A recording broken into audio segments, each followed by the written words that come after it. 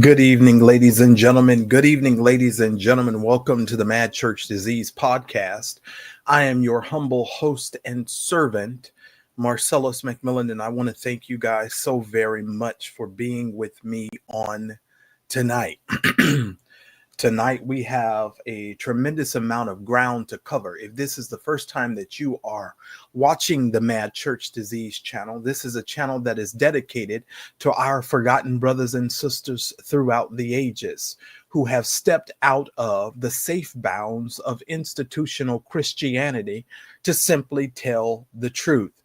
Tell the truth about a myriad of things, but simply to push against the grain of all sorts of things and just be honest and tell folks the truth.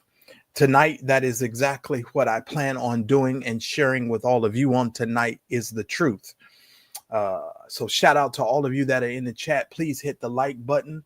If you have not yet subscribed to this channel, please do so. I would really appreciate it. Just understand that the Mad Church Disease channel is one of these channels where I am unabashedly and unafraid to speak my mind. If you came here for commentary is what you're going to get. Now, we may not necessarily have to agree along to get along, but this is here my juke joint. And therefore, I will handle the juke joint as I see fit. If you are in my digital congregation tonight, just know that the bishop, the man of God, the overseer of this here work over here on this here channel takes the liberty to speak freely and to speak as only I can speak. So understand tonight, ladies and gentlemen, nothing will be any different. Now, I am going to try not to cuss this bald-headed scoundrel out tonight, but I most certainly am going to deal with him. We're going to give, I'm standing up, Jesus, because my back has been really bad. And this really helps me because I have been sitting in some appointments and stuff. And so I'm trying to stand up because I'm most comfortable and I'm getting comfortable standing up. Okay. Thank y'all so much. And I just feel like, I like standing up. All right. So here is the thing, ladies and gentlemen. Like I said, I want you guys to make sure that you hold on to your hats tonight. I don't know where this conversation is going to go. If you have not yet subscribed to the Mad Church Disease newsletter, I'm going to ask you to do so. There will be a link in the description for you below. You will find that information in the description if you're watching this replay that will let you subscribe to our newsletter. Now, why do you want to subscribe to our newsletter? Well, anytime I get ready to go live or I have some interesting news or something that I want to share, I most certainly am going to do so. Who am I ignoring? Who am I ignoring, General? But if you guys just make sure that you guys do that. I appreciate it. I really do. Shout out to Tasha Global. I see you in here. Now, so that's the reason why. We also have a text club that we're going to be trying to use next month. You can sign up for our text club to receive a text notification to your cell phone anytime we go live, and I will be using that. General Davis, I'm going to introduce you to somebody. If you didn't know him, you about to be introduced to him. So that way you will know. He's going to get some free press on tonight. Oh, yes, he is. He's probably one of the only people over here that I give free press to only because I know who he is, what he is, and what he is about. All right, ladies and gentlemen. So that's that. If you are a supporter of the Mad Church Disease channel, I ask when we go live to get at least 10 of you to do at least $10 to support the program and to get us started. Okay. If you guys could do that tonight, that would be very helpful and beneficial to help us meet our budget and do the things that we need to do. Understand tonight, ladies and gentlemen, it is important that you support the Mad Church Disease channel. Okay. I was a little late today coming in because I had some appointments And I did have some virtual meetings today, and they went very well. I just love talking to all of you guys. And so when you book your consultations and so forth, it does my heart good, because I can see your wheels turning when I start suggesting certain things to you that you maybe didn't know. And I love teaching people stuff that they didn't know. So I saw an aha moment in one of my appointments today.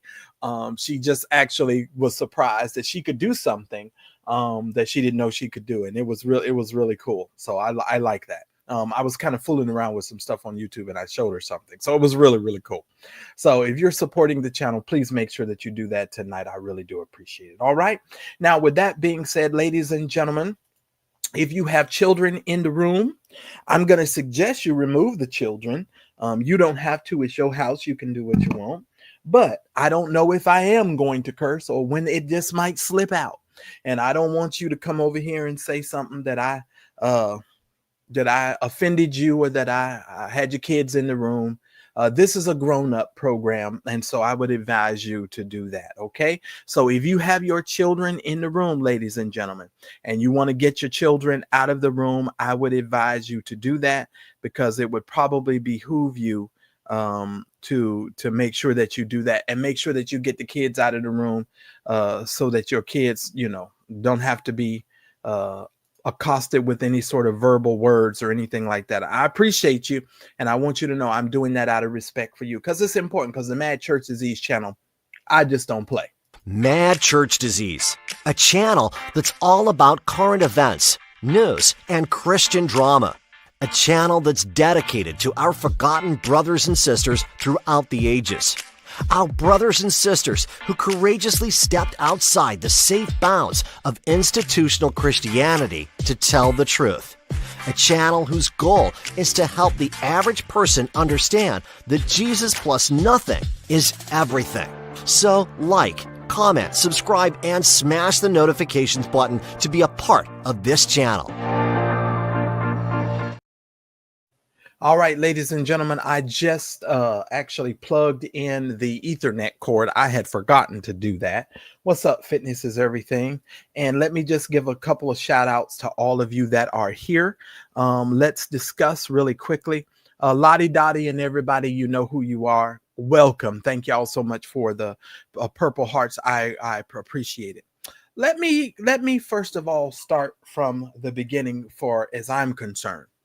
When I normally have to talk about Larry Reid, there's all sorts of things that come across. And to be honest with you guys, I really have no intention of cursing this man out, because I feel like if I do that, I'm going to lose out on an opportunity to really help some people understand what's been going on with this man. And I think I'm articulate enough to convey a message without, going ham on this man.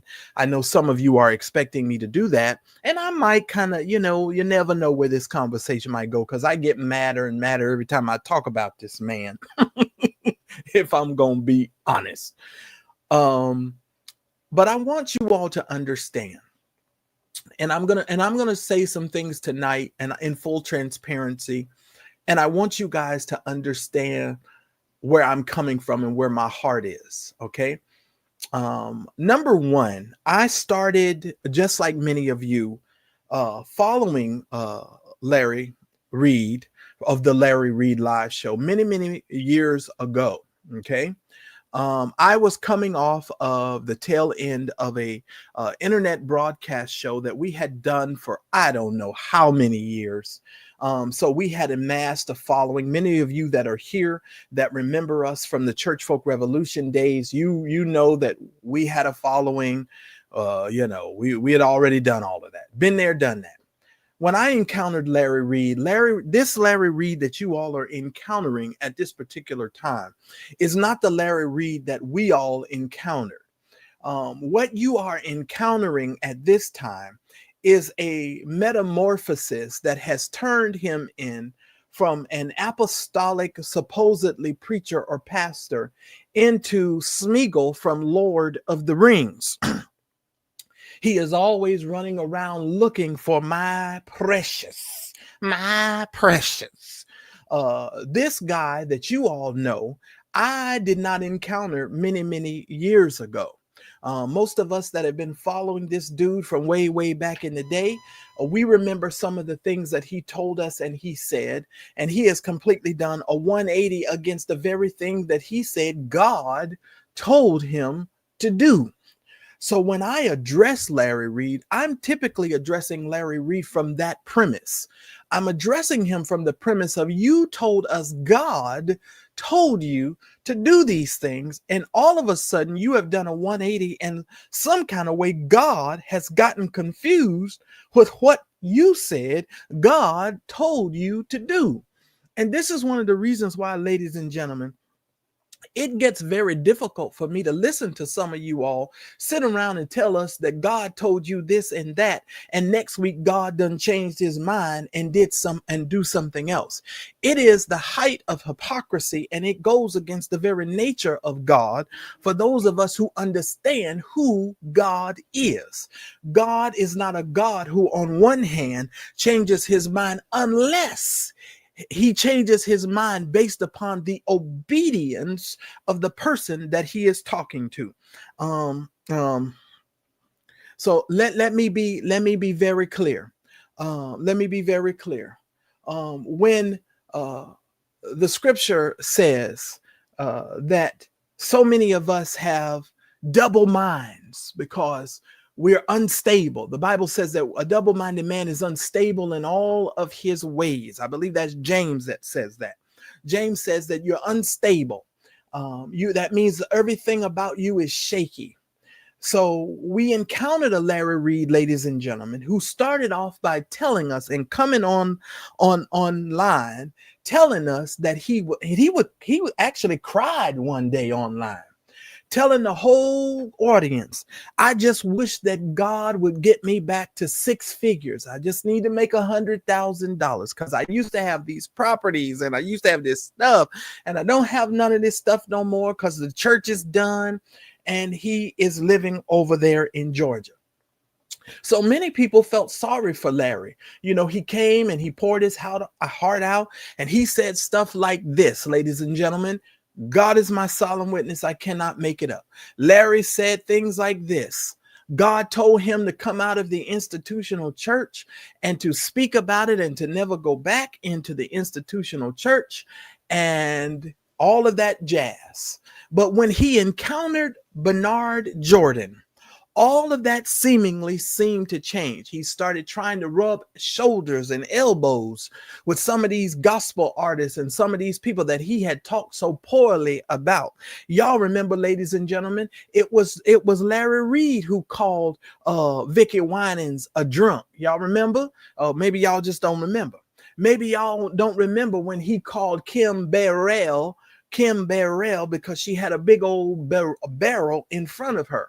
And I used to say, I used to call her Kim Kangaroo Pouch Betrayal because she had that kangaroo pouch. And now everybody's on Ozempic. Oh, it's magic.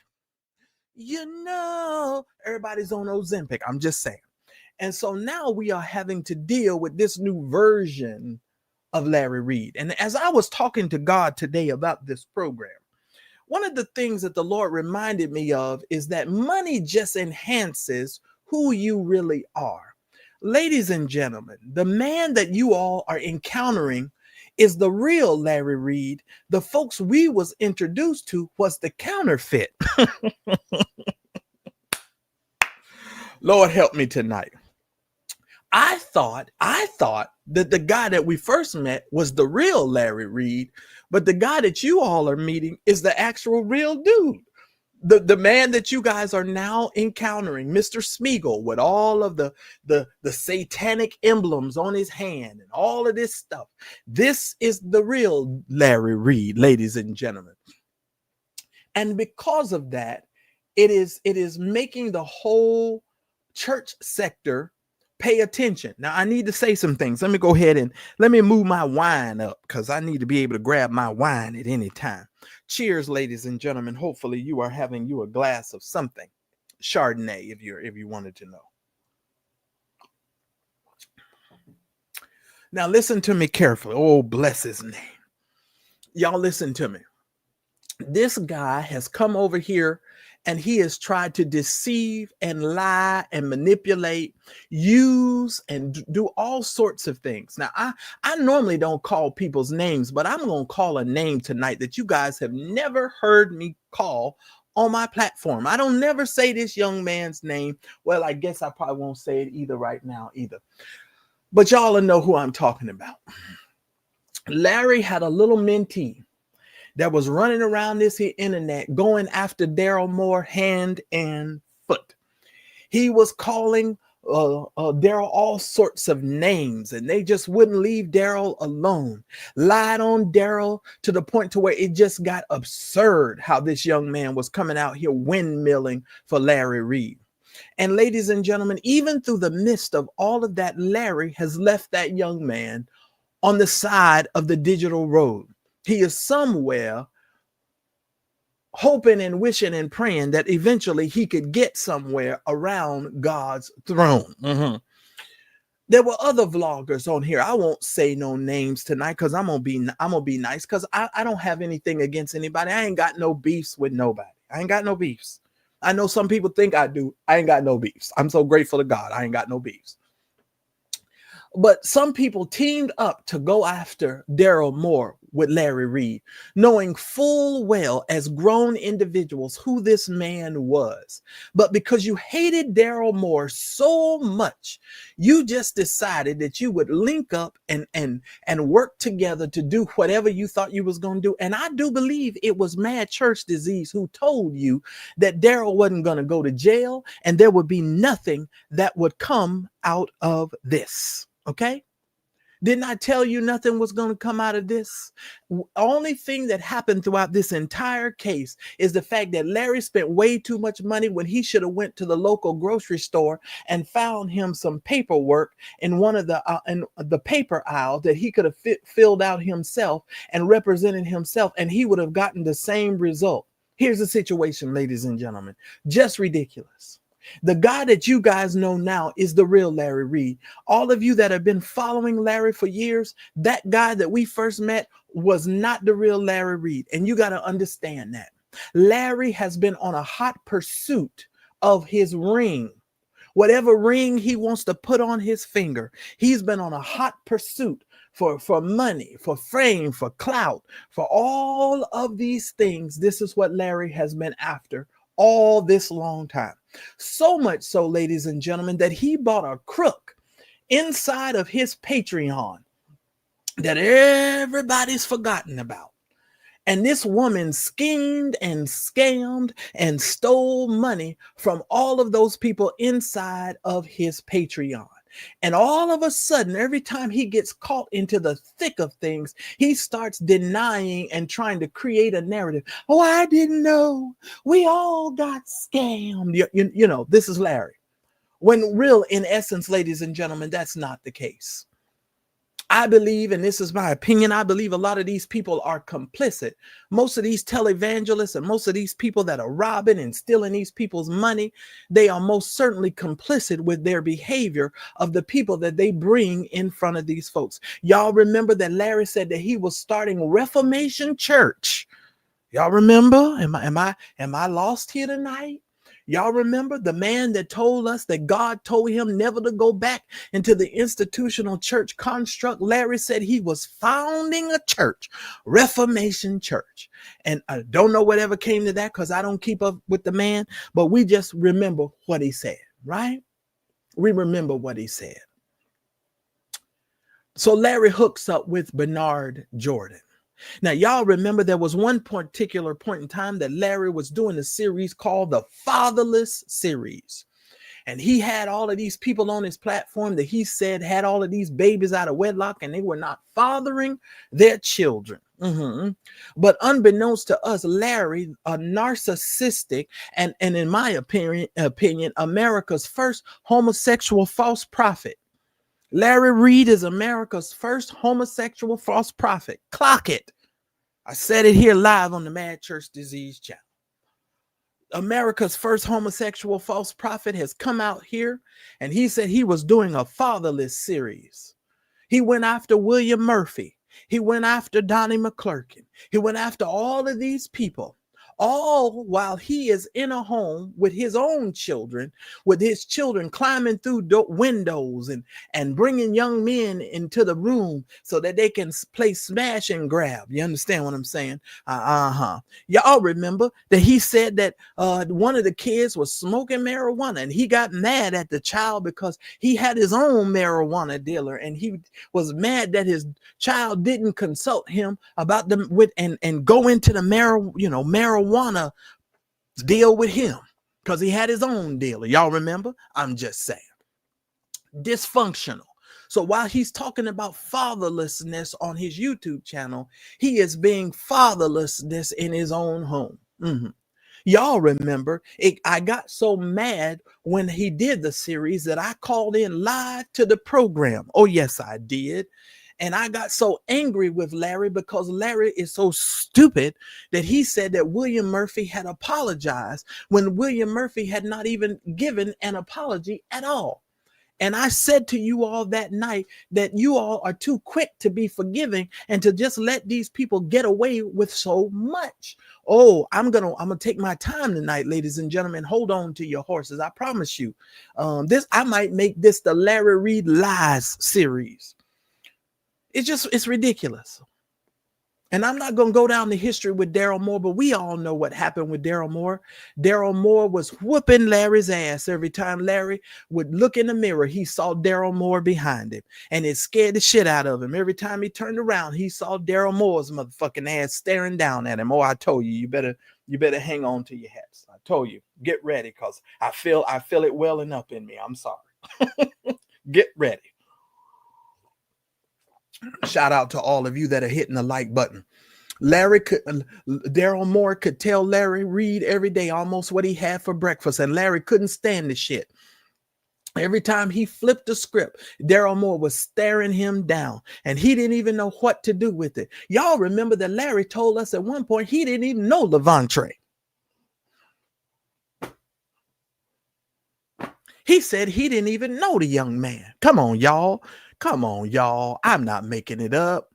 Y'all remember at one time, Larry told us that the house that Levante said the things happened in, Larry said that house had never been built.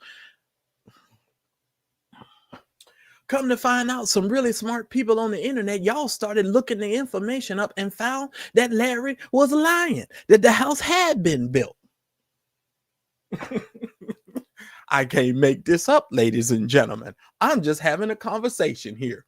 He said, oh, I'm taking to Daryl Moore to court because Daryl is lying on me. Let me forever make this statement here, and you need to understand this. They did not go to court and go through litigation and go through the merits of the case of the thing, some of the things that Daryl was saying. They came to a mediation agreement that Larry initiated. So Larry spent all of this money, brought Daryl all the way to court and initiated and Larry asked for a mediation immediately. And in this mediation, the thing that he asked Daryl for was to shut up. He said, as long as you shut up, I'll go my way and you go your way. Daryl's mother and father was dying. I want y'all to hear me very carefully on this here internet. Daryl Moore's mother and father was dying. As a friend to Daryl Moore, I said, Daryl, I saw the things that were happening to Daryl at the time. And I said, Daryl, this isn't a good thing. You need to let this go.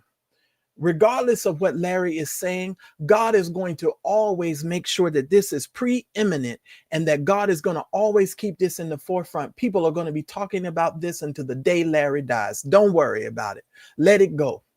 And much to Daryl's chagrin, he decided to let it go. Roxanne, myself, let me see your transcripts. We had a conversation with Daryl and we said, Daryl, let it go. Let me be very clear. Daryl wanted to fight.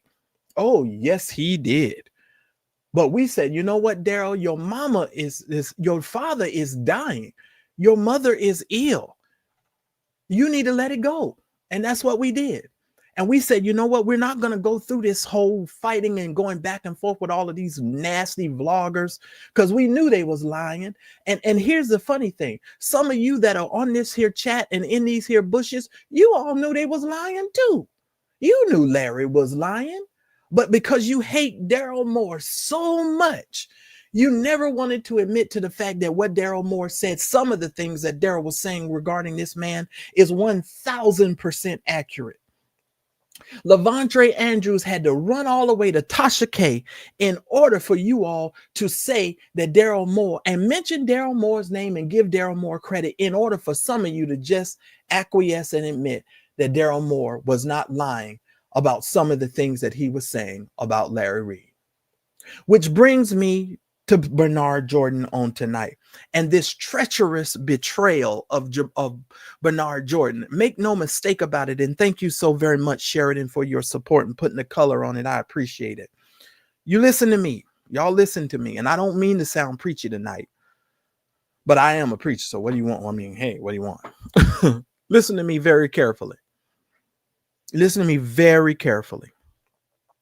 When Larry hooked up with Bernard Jordan, I knew Larry's days of that Larry that we knew was going to be over.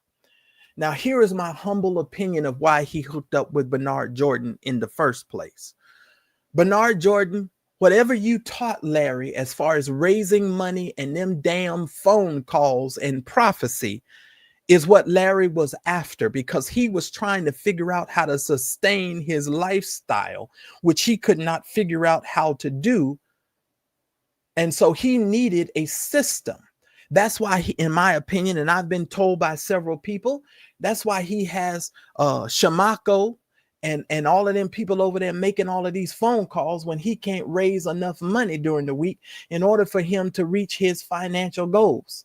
You taught him a system, sir. And whatever that system was, in my opinion, is the reason why he linked up with you in the first place, because he linked up with you in order to get some level of clout, because no one was paying Larry Reid any attention.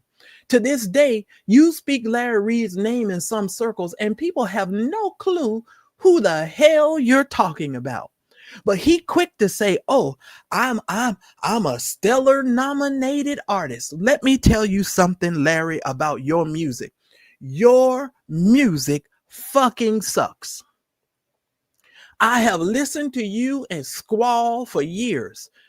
The reason why no one is buying this crappy music and the reason why no one is listening to your stupid music is because you sound horrible. You sound like a woman whose thong has gone too far up her cooch and you're having a trouble getting it out. That's all I'm saying. That's all I'm saying. The only song that you have ever made that I literally like was the reason why I smile.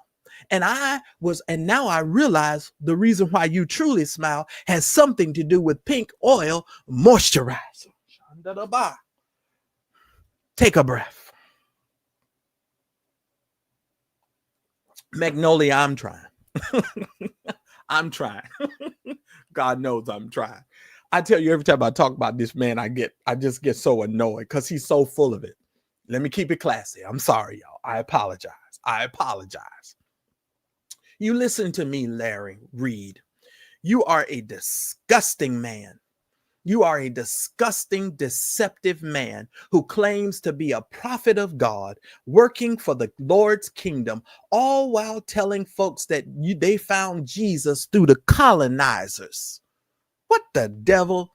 And you claim you have a doctorate degree.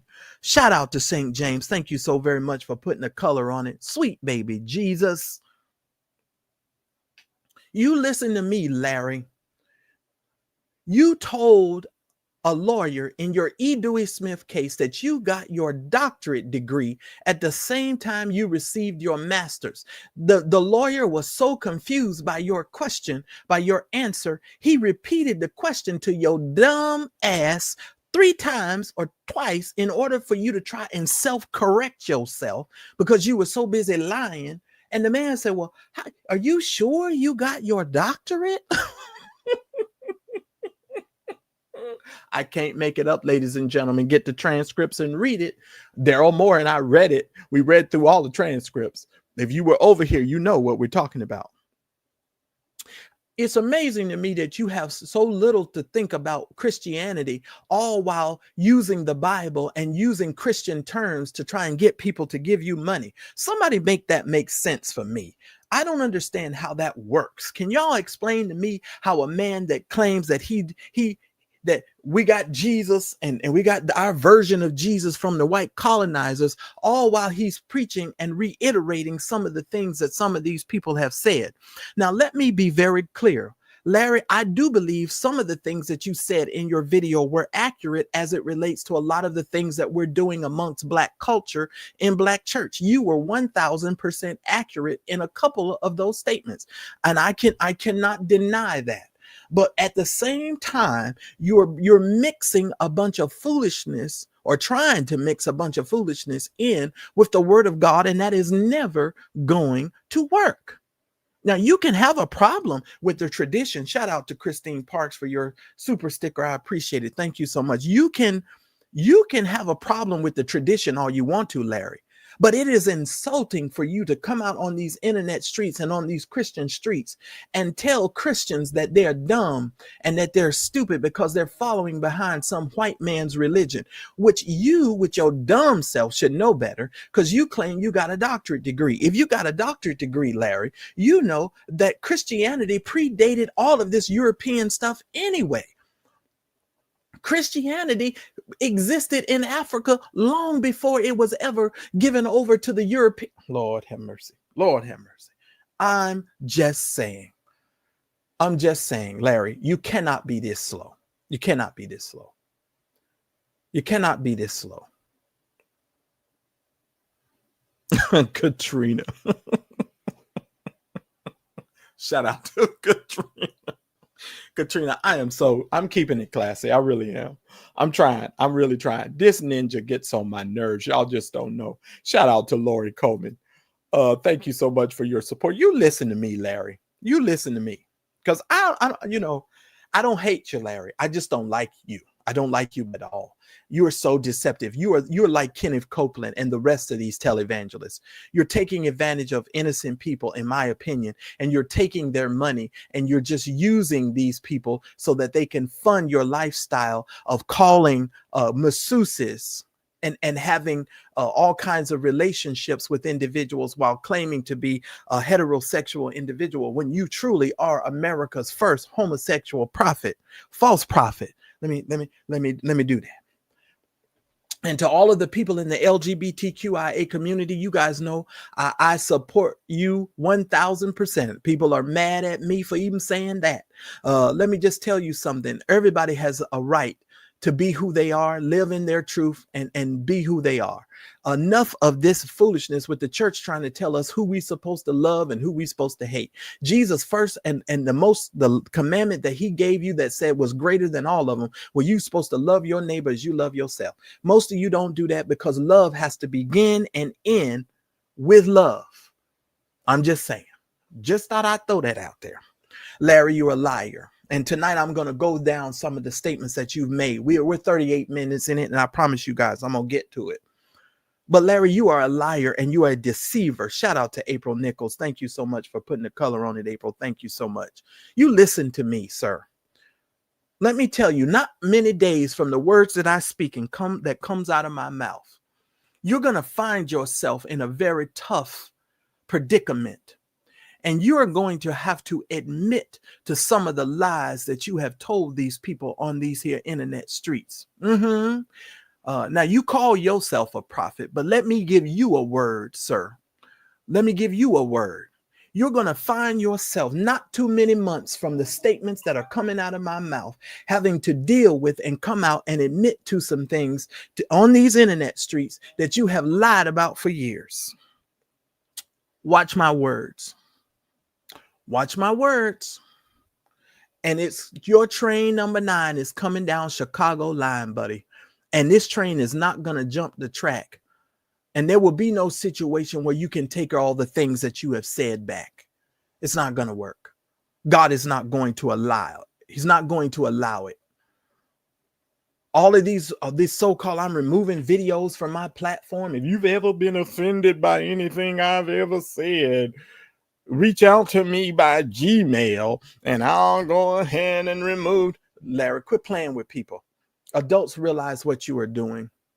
Adults realize you went on a tirade about TD Jakes and tried to ruin TD Jakes. Shout out to Timothy Blaine. You just dropped in my mind. Timothy Blaine used to defend Larry like nobody's business. Him and Wiley. Oh my God. It was so sickening at one particular point. And I know Timothy Blaine I knew Timothy Blaine was smarter than that. I knew Timothy Blaine was smarter than that. And I was like, why is Timothy Blaine doing this? Y'all don't remember? Y'all don't even remember way back in then. I don't have anything against Timothy Blaine. Let me just put it out there, because I do watch you, Timothy, because you keep me laughing. And I watch you even when you're not talking about Larry, because you're just hilarious. You remind me, let me tell y'all something about Timothy Blaine. I'm from the South. Timothy Blaine reminds me of like the old men who used to sit in the rocking chair on the porch and they would just let you have it. That's who Timothy Blaine is. He the old man on the internet in the rocking chair, and he just be serving these people up, and it is hilarious. I'm just saying. But anyway, let me move on. Don't be mad at me because I said that, Timothy, but you are funny. You just truly are funny. But let me move on. Bernard Jordan. Larry hooks up with Bernard Jordan, you all. The last time that I spoke with Larry on his program, where I decided to walk away from Larry, he didn't make me go anywhere. Just so you all know that. The night that happened, they were trying to raise money for Roy Brown's wife. And I had found out that Bernard Jordan had took $25,000 from that woman. She gave him a quote unquote seed offering. And this woman had lost her husband and had given that scoundrel $25,000. And so I said on the platform, Bernard Jordan, you need to give that woman her money back. And those people was infuriated that I said that he needed to give that woman her money back. She was a widower. She had lost her husband. Her residence was in question. So they didn't even know whether she was going to have a place to live. But he's taken $25,000 from this woman. I believe it was $25,000 if my memory serves me right. Some of y'all in the chat, y'all was there. Y'all have to remind me. Don't quote me on the exact amount, but I know it was a large sum of money. And I said, Bernard Jordan, you need to get that woman her money back. And I ripped him to shreds on Larry's program. I knew the night I did that my days was numbered. I knew my days was numbered. And in that same show, ladies and gentlemen, Larry kept me on the line, and he would not bring Bernard Jordan up on the line with me because he was too afraid that I was going to rip him to shreds. Which I would have really been respectful to him. I really would. He got mad. The only thing I said was that all of this stuff that you all are doing is Jesus junk. You're selling a bunch of Jesus junk. And I want to talk to you for just a second here as we move on, because I could talk about Larry and a whole bunch of other stuff. Larry is so crazy, ladies and gentlemen. When we were introduced to him, he had his wife. He had Vincent. And at one particular point in time, we was all calling him Vincent Terrell Buddha Hill. And we didn't even realize we were insulting him every time we called him Buddha. Because Larry had made up these stupid names for people and calling all these people all these names, and it was insulting. His name is Vincent Hill, not no Buddha. So just understand something. Cut out the Buddha, because that's an insult to him. That is not something that you want to call him. I'm just saying. At least that's from the last conversation I had with him about that. It's insulting to be calling that man all out of his name. Just like he's over there calling Kendall Nancy or Nancy, or whatever the name is he calling that young man. You know, it's just ridiculous. And you all are it's just sad and stupid. Just sad and stupid. That's all I'm going to say to that. That's all. Which leads me to Bernard Jordan. Bernard Jordan, you are America's first well-known Black false prophet. I don't care what these people say, that you are some kind of grandiose sage of a prophet. I have seen you move ever since I was a teenager, sir, and I know you are full of it. You have always been adjacent to people that I have known throughout my childhood and have had relationship with other people who are around those individuals. And, you're just full of it. That's how Brian Keith Williams and some of these other people know you. They knew you through Carlton. A lot of those people met you through Carlton because you did give a prophecy to Carlton about his children at one particular point in time. But listen to me. I want to tell you something. A broke clock is right twice a day. You've got too many false prophecies that I have heard you speak in order for me to say you're a legitimate prophet from God. And ladies and gentlemen, let me tell you something.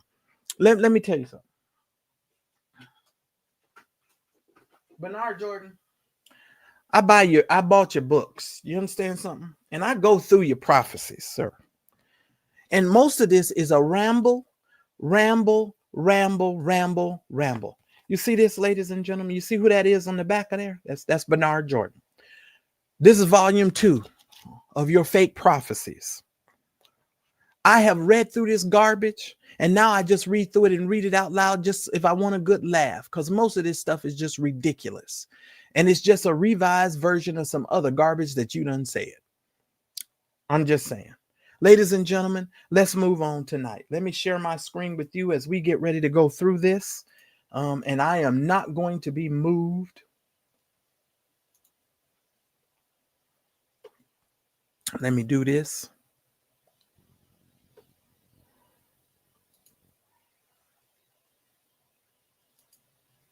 All right. I am not going to be moved. We're going to have a conversation. So Larry Reid gets on his platform, and I want to be very clear. This information is being presented because federal law allows citizens to reproduce, distribute, or exhibit portions of copyrighted motion pictures, videotapes, or video disc under federal circumstances without authorization of the content holder. This infringement of copyright is called fair use and is allowed for the purposes of criticism, news reporting, teaching, and parody. So let it not be said, and I don't want nobody playing no games, because we definitely gonna talk about it, okay? And I will deal with anybody that I need to deal with as it relates to this situation. Ladies and gentlemen, he betrayed Bernard Jordan, and he used Bernard Jordan because they were using each other.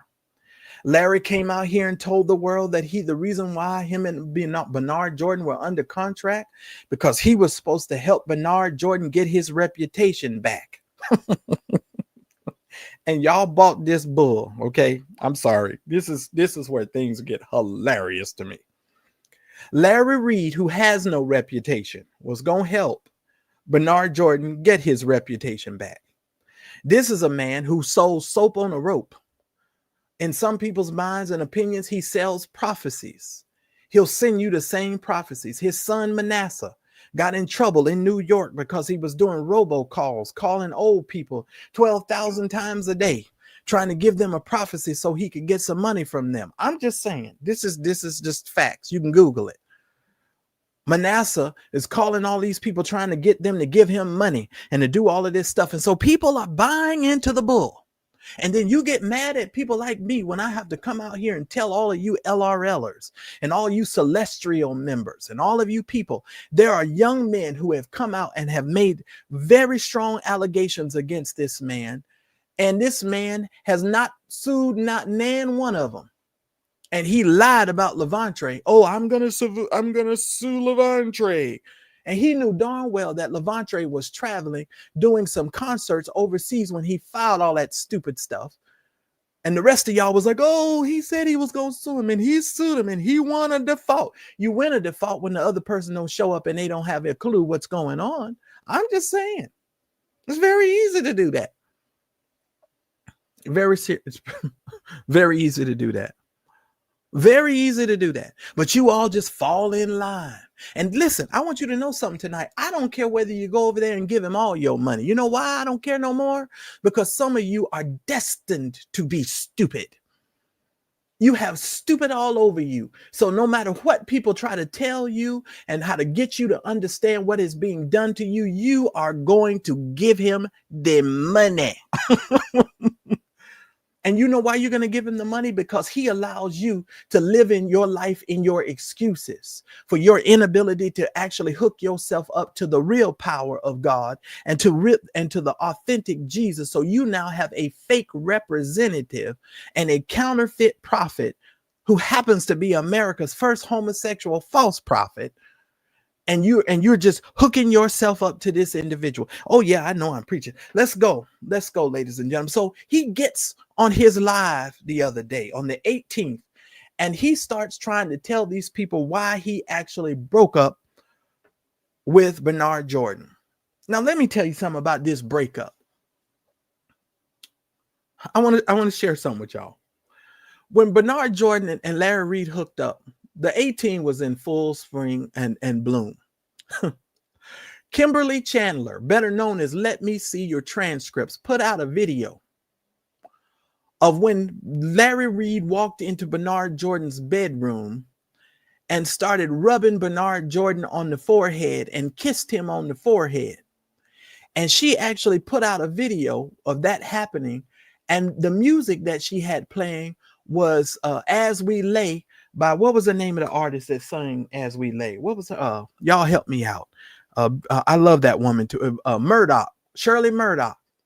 Do you not know, ladies and gentlemen, that one of the only videos that Bernard Jordan tried to have struck down and put a strike on was Kimberly Chandler's As We Lay video.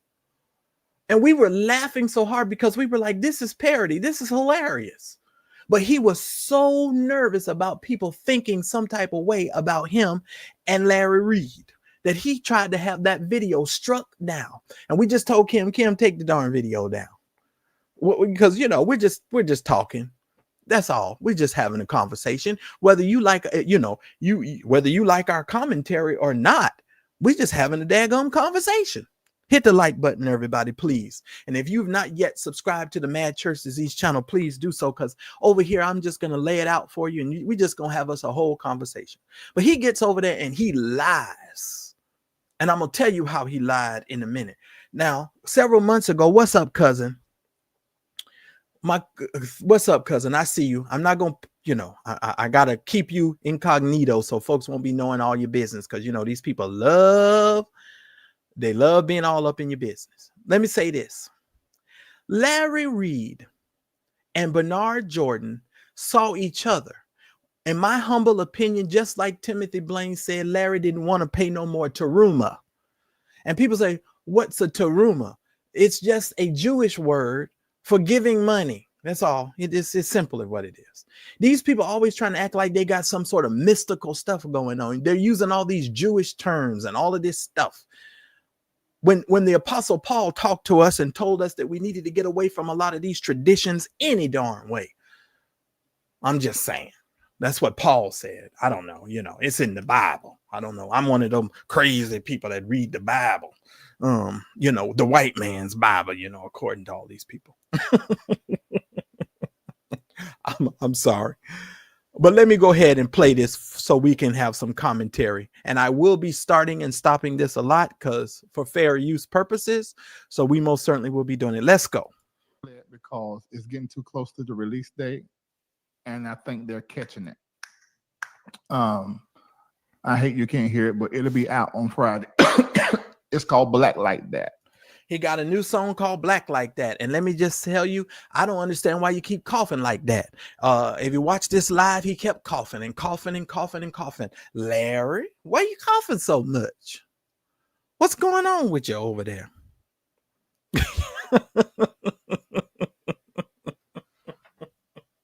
AT2, don't you get me started. Don't you get me started. Thank you for putting the color on it. That is hilarious. Hilarious. Because, some of us ain't they're different kind of black. I'm not that kind of black. So let me go ahead and tell you the story.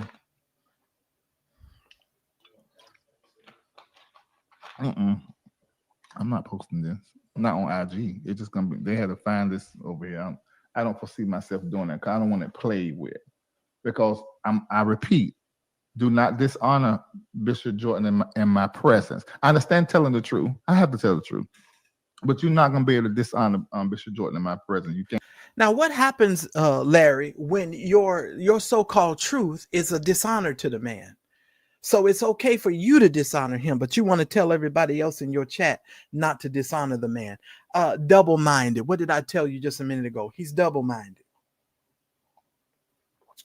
And if you want to know who the man is on either side of the big-headed man that's in the middle, that all those people on this screen here are Larry Reid, the incredible shrinking man.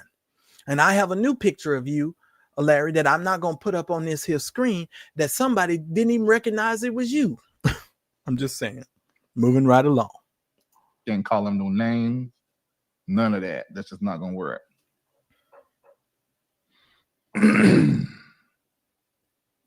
Let me see now.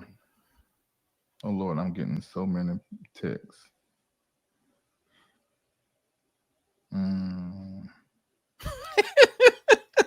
A lot of people saying they're totally shocked. Now, he's saying that his Patreon people knew that all of this was coming. So just hang on.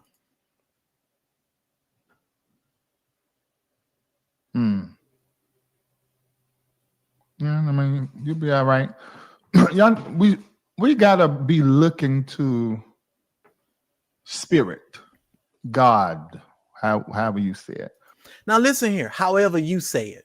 The man is so confused. On the one minute, he want to talk about the Spirit of God, and he always want to make it adjacent to the Christian church. And then on the other hand, just however you say it, whatever you say, just as long as you get the money, whatever, however you express it, however you say it. Larry, just say you don't believe in Christianity anymore, and just keep raising your money, please. Stop trying to align yourself with the scripture and with the people of God when you know you have no desire and no knowledge to be aligned with the people of God. Just admit it, Larry, and move on.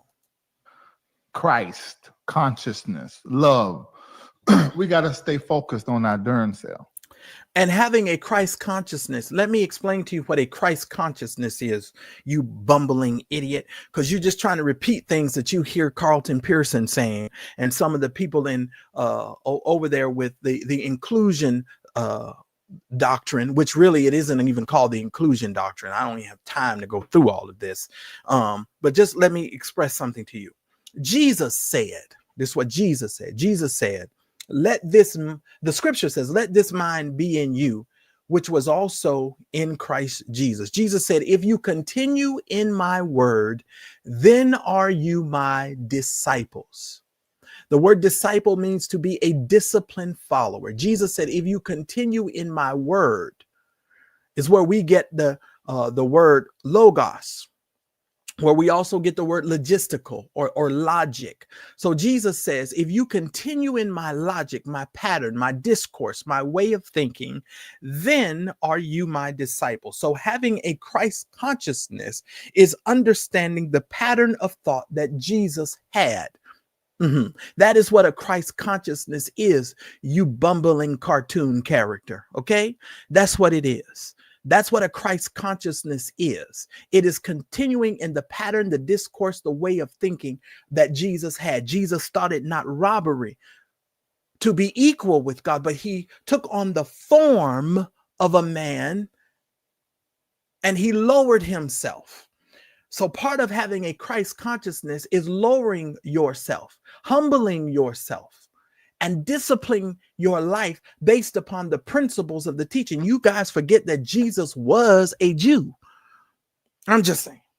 I don't know. Maybe I just read too much. Let me move on. We can't be so looking at people.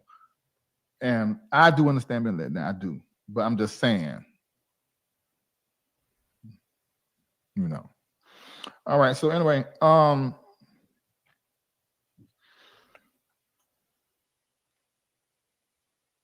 everything was regular. Let me tell the truth like I told to my people. Now, if you are in Patreon, ain't none of what I'm saying new to you. You already knew all this November the something. The Patreon people were supposed to know all of this stuff, right? What's up, Denurse? Thank you so very much for joining. I appreciate it. The Patreon people were supposed to already know this. And I want to say thank you to every last member of Patreon Tier 1, Patreon Tier 2, the Celestial Circle. Oh, Celestial Circle, thank you for being a listening ear, for being supportive, for being private. There's so many things I shared. I have never heard it anywhere. And the reason why you're not going to hear it anywhere, Larry, because people don't really care about you that much. And I'm going to get accused of all sorts of things tonight. I'm going to get accused of being a hater. I'm going to get accused tonight of being jealous of you. I'm going to get accused of all sorts of things tonight. But understand something, Larry, I would rather live in a chicken coop with my integrity than to live in a rented house paying thousands of dollars a month that I do not own. Y'all, that ain't easy amongst no black folk.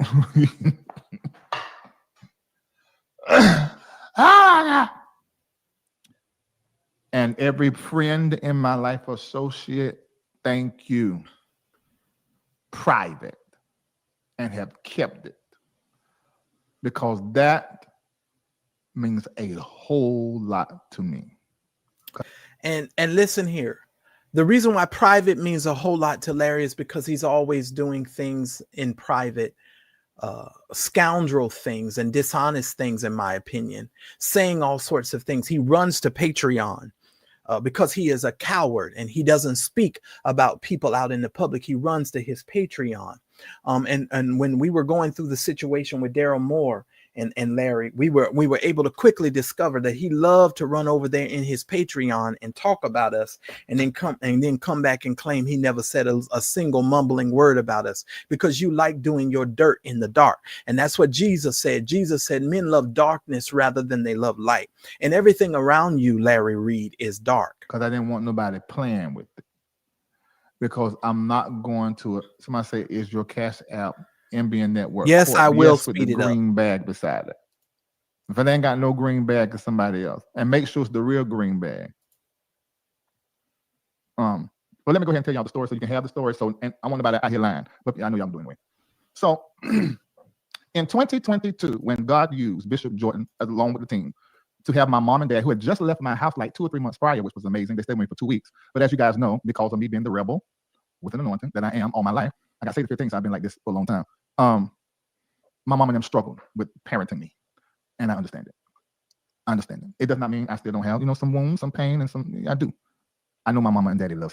How do your parents struggle with parenting when they got an unruly child that has come out publicly and admitted to sleeping with his other family members? So are they the problem, or was having a knuckleheaded child that would not listen, obey, was that the problem? That's me. I know they know I love them. But it was still, we've been working on it. They came to my house. It was great. It was good. And they went back home with a brand new Escalade. I love my mom and dad. But we just haven't been able to have certain conversations. And Bishop knew that. And one of the main requests that I had, I said, y'all can do whatever you want to do, but don't ask my parents to come. And really what that was, I did not want to hear, we asked them and they couldn't come. I didn't want to feel that let down. I just don't tell them nothing about it. That's really the reason why a lot of times invitations aren't sent back home to a lot of my family, because I don't want that experience. No, I mean, come on here, Larry. Come on, brother. You claim to be a millionaire. You claim that you gave Bernard Jordan $3 million, but your parents still live at home in that trailer. Explain to me, sir, how in the world can you stay on a public platform that you did not want to be let down by your parents, when all you have seemingly been, as far as I'm concerned, in the public is a tremendous letdown? You are a tremendous disappointment. I've never seen another human being lie the way that you lie. It's an embarrassment to your family and to your mother and to your father, especially if they're trying to live right and live holy, to have a son out here talking about, get out of here, Larry. Kevin Moore, shout out to you for putting the color on it. I appreciate it. Larry, who you think you talking to? You's a dummy. But now I have a new experience, so now I don't have that thought no more. Even my aunts came way down to Miami to Reformation one year. So that's not the case. But the Lord used them, Bishop and them, to do that. And when my parents walked in, if y'all saw it, it was nothing but a whole bunch of crying. It was like our hearts had conversations that needed to be had, but we did not have the wisdom or the wherewithal to have them. But we did it in minutes, but a couple of years. I was estranged from my parents for a couple of decades. Now, great production of my life and my music, amazing. A little bit after that, I have said to Bishop, y'all heard me say on the platform, I said, y'all the first family of prophecy. You and your son not talking 6 years. We can't really have that. So now he's going to take credit for Manasseh Jordan and Bernard Jordan getting back together. This is what he's going to take credit for. Now, I'm going to tell you right now, I don't believe that either. And let me tell you why I don't believe that. Bernard Jordan rescued his son from them robocalls. That was Bernard Jordan who took care of his kid on that robo situation. I'm going to give honor to other people as well. But if Bishop tells the story, Manasseh tells the story, it basically was me that brought them together. There was Luther McKinstry, Bryant, everybody was working all these years prior to me, I'm thinking. But when I got my hands in it, it was a couple of weeks, it was done. They were back in relationship. So after that, now mind you, y'all saw me, Bloomer, Pearson, Jordan, like that. I mean, because we can go from talking something terribly prophetic and futuristic that ain't nobody else discussing nothing about to something perverted off and ain't right. And then come right back before you know it, then be sharing prophets in the mind of God. I was in heaven because I don't have people to discuss the things that I experienced with.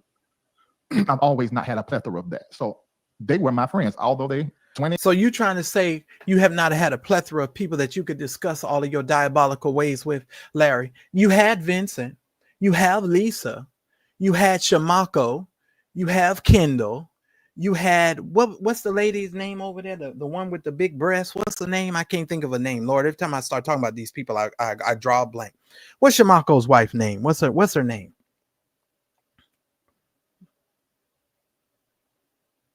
Y'all help me. I'm waiting on y'all to respond. I'm sorry. You know, the ones whose breasts are so big they look like turkeys. Somebody help me. Latrice, Lord have mercy. Yes, bless you, Latrice. That's why they just be pawning Latrice off like she's some sort of hooker on the street. They just marry her off to Lester. I mean, this is just hilarious. 8 years older, they're my friends. I enjoyed them. It was just excellent, amazing. And I noticed in 2022 that we would just became, it was more like friends, and I was enjoying friends, and I really wasn't being mentored. Although I guess, I mean, we were still in the mentorship relationship, but I just wasn't learning. It's like I was in another gear, and Spirit was talking to me about so much other stuff. And then sometimes y'all would say it when he would come on the show, I'm like, I just said that. Oh, I didn't know that. You know, it would be like, oh wow, you just come in and confirm somebody didn't know. And you know. This is coughing gibberish right here. What we're listening to, ladies and gentlemen. He ain't said nothing. Oh, you knew that, and I've been saying it. So, but. Then me and Manasseh became friends in 2022. And it's a good thing that we know Jesus before we met. Called Aries and Aquarius together, that fire and that air, a whole mess. We still have a good time to this day. Love him. Love all of Jordan's children. Oh my God, Aaron is might be my favorite. Then it's Bethany, Naomi. Naomi is a businesswoman, a great mind. I love all of them. I love his wife. Oh, I love Joshua, his son Joshua Jordan. I love these people. Didn't he say he loved T.D. Jakes?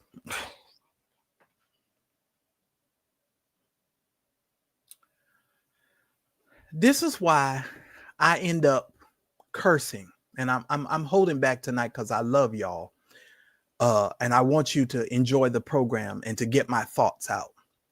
This man claimed to love T.D. Jakes all at the same time, having this man up on his platform who's telling a whole bunch of platform lies about a hug and a potential kiss that didn't even happen. The kiss he never even got, but he just died because he almost got kissed. Okay. But I love T.D. Jakes. But this was all after the fact that you done ran this man's name down in the mud, which is exactly what he's doing to Bernard Jordan in this situation. So I didn't want to. I don't know if you ever been there before. Ladies probably have. Come on, go with me. I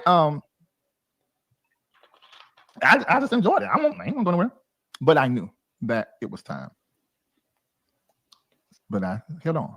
And those last 2 years were the leanest years I've ever experienced in my life. In so many different ways. Well, not in my life, in my new life. And I knew something was wrong, and I just ignored it. When he say leanest years, I want y'all to understand what he mean. He mean his money was running funny.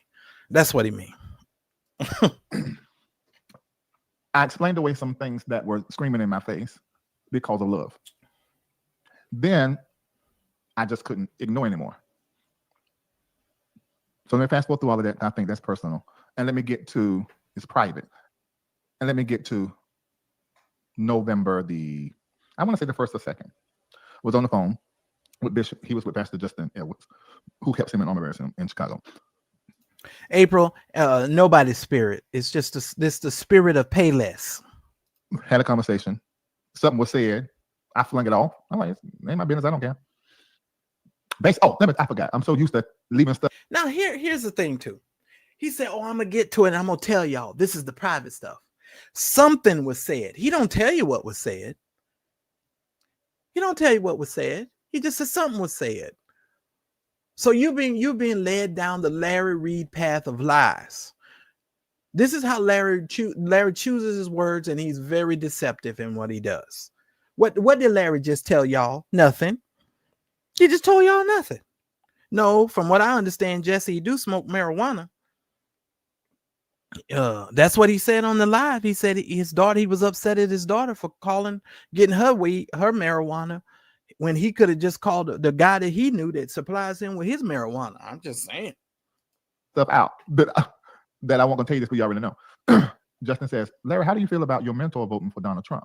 I was so locked into going to Ghana and taking these 12 to go and invest in Ghana that I was not thinking about. Listen to me. This is a bunch of lies. So you mean to tell me you made it through all the political season when folks know how Bernard Jordan is? Bernard Jordan's been talking about Donald Trump getting into office, and it didn't take a rocket science nor a prophet to prophesy that he was going to win the election. Everybody knew that was going to happen. Kamala Harris had 100 days to run her campaign. You cannot run a political campaign in 100 days, but she gave it a valiant effort. But everybody knew that. And we already knew how to me, in my humble opinion, how the media and how the white evangelicals were infiltrating black preachers and black churches and convincing these black people that they had to vote for Donald Trump because it was going to save unborn babies. And now he's cutting off Medicaid and Medicare and all this other stuff. So I guess nobody cares about the children anymore. None of this. I didn't care. And remember, I told you guys when y'all asked me in March what I feel about the election. I said, I don't see an election. It was right before the election. People asked me, I said, y'all, I still don't see an election. Now I understand, because the election was not an election. That was a transaction. And I told you I would understand it better. He said it was a transactional relationship. Of course it was transactional. What did you think Bernard Jordan was going to do? Be friends with you and you didn't have to cough up no cash? All of the relationships that you have over there with your people is transactional. What are you talking about, Larry? What's good for the goose is good for the gander. If you can take their money.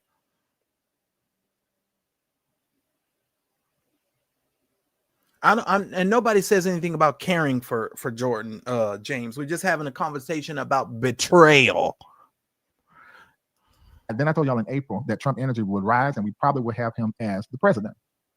I talk politics, but I'm not really a political guy. The only time I'm political is when my propheticals make me. Because you're only political when you all can say the obvious and state the obvious. Everyone knew. You didn't have to prophesy that. Stupid.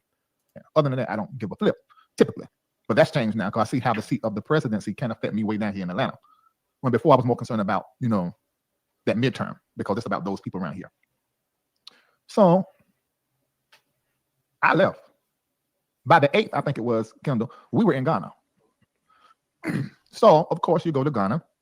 Oh, I think I told this story, but maybe it was to the people in Patreon. We got there, went to a restaurant. Now, what does this have anything to do with the betrayal? Shout out to Ion, a man of golf, for being a member for 4 months. Thank you so very much. I love and appreciate you. And thank you so very much for supporting the channel. Thank you. It was off the beach, but it was nighttime. Those oxtails were amazing. And so all 12 of us walked out there to the beach. And we were talking like we normally do. But if you were with me. Okay, can I share something with y'all? Y'all know why Larry rambles like this and tells these stories like this? Because then you get sucked into the bull. Okay?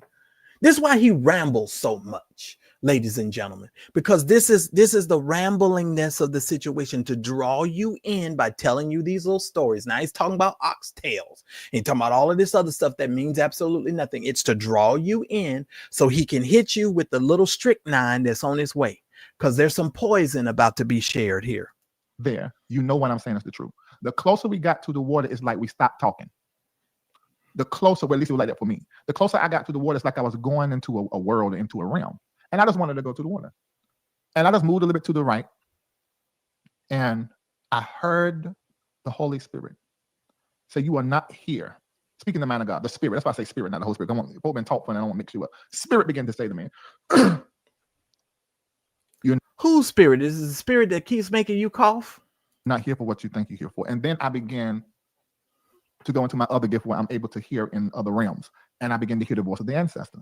And so now he's hearing the voice of the ancestors. Ain't this like the dead stuff that he was talking about? He was talking to a woman's dead baby not too long ago, that the dead baby was speaking.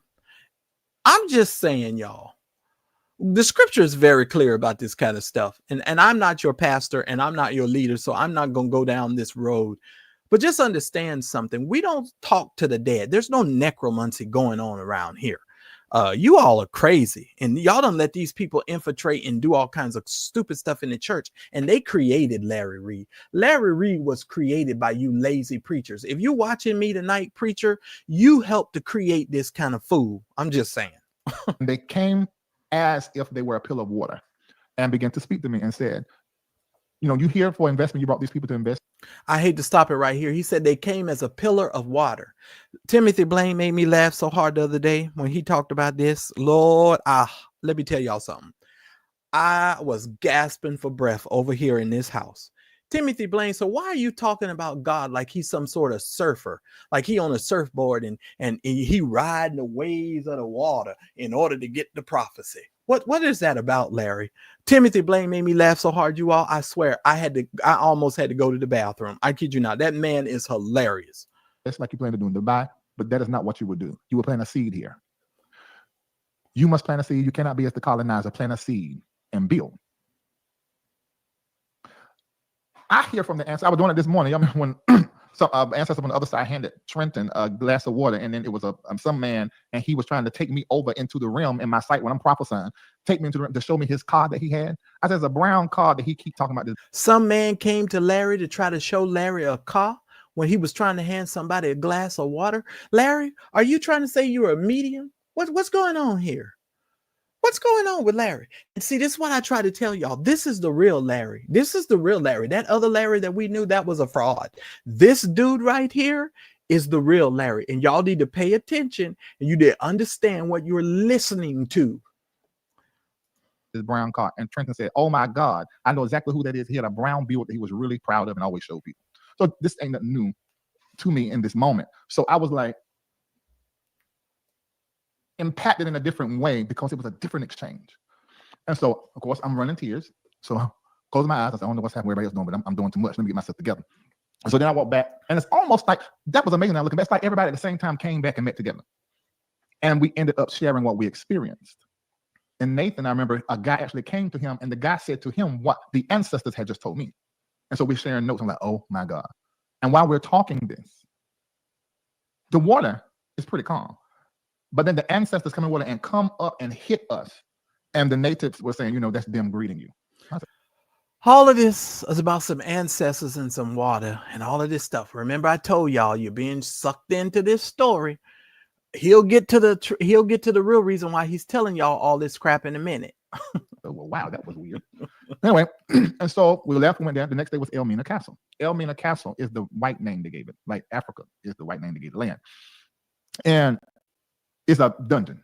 People were tortured, something terrible there. So I was preparing myself. I said, but what I experienced last night, I'm probably going to go in here and I am going to begin to see and hear and sense. I think I even told Ken to have your phone ready because we're going to this place. So I'm saying, I'm about to be locked in. My hand to God now. I went in there.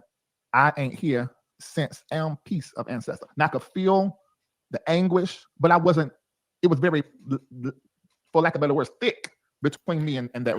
It was about as thick as the lies that you telling on this here program. I just tell you, it's about as thick as that. Realm.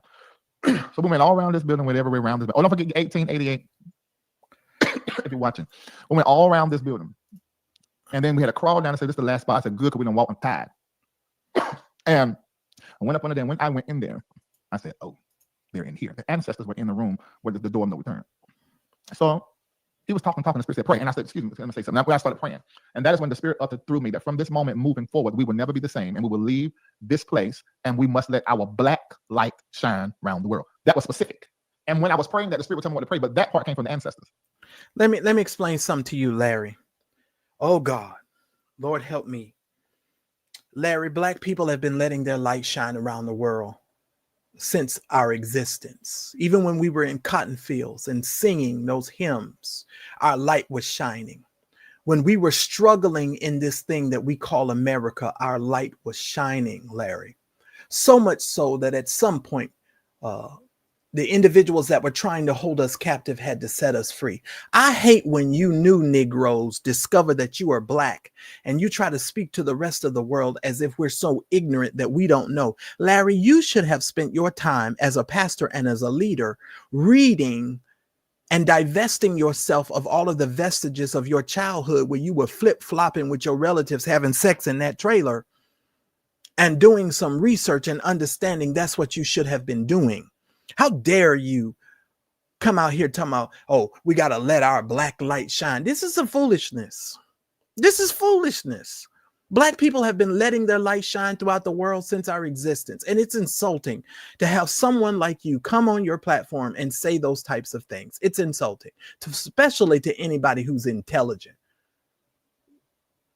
It goes up against every level of intelligence in the world. You think Dr. Maya Angelou wasn't letting her black light shine? Do you think Dr. Martin Luther King was not letting his black light shine? Do you think Medgar Evers was not letting his light shine? Do you think Fannie Lou Hamer was not letting her light shine? Do you think that Malcolm X was not letting his light shine? Nigga, what?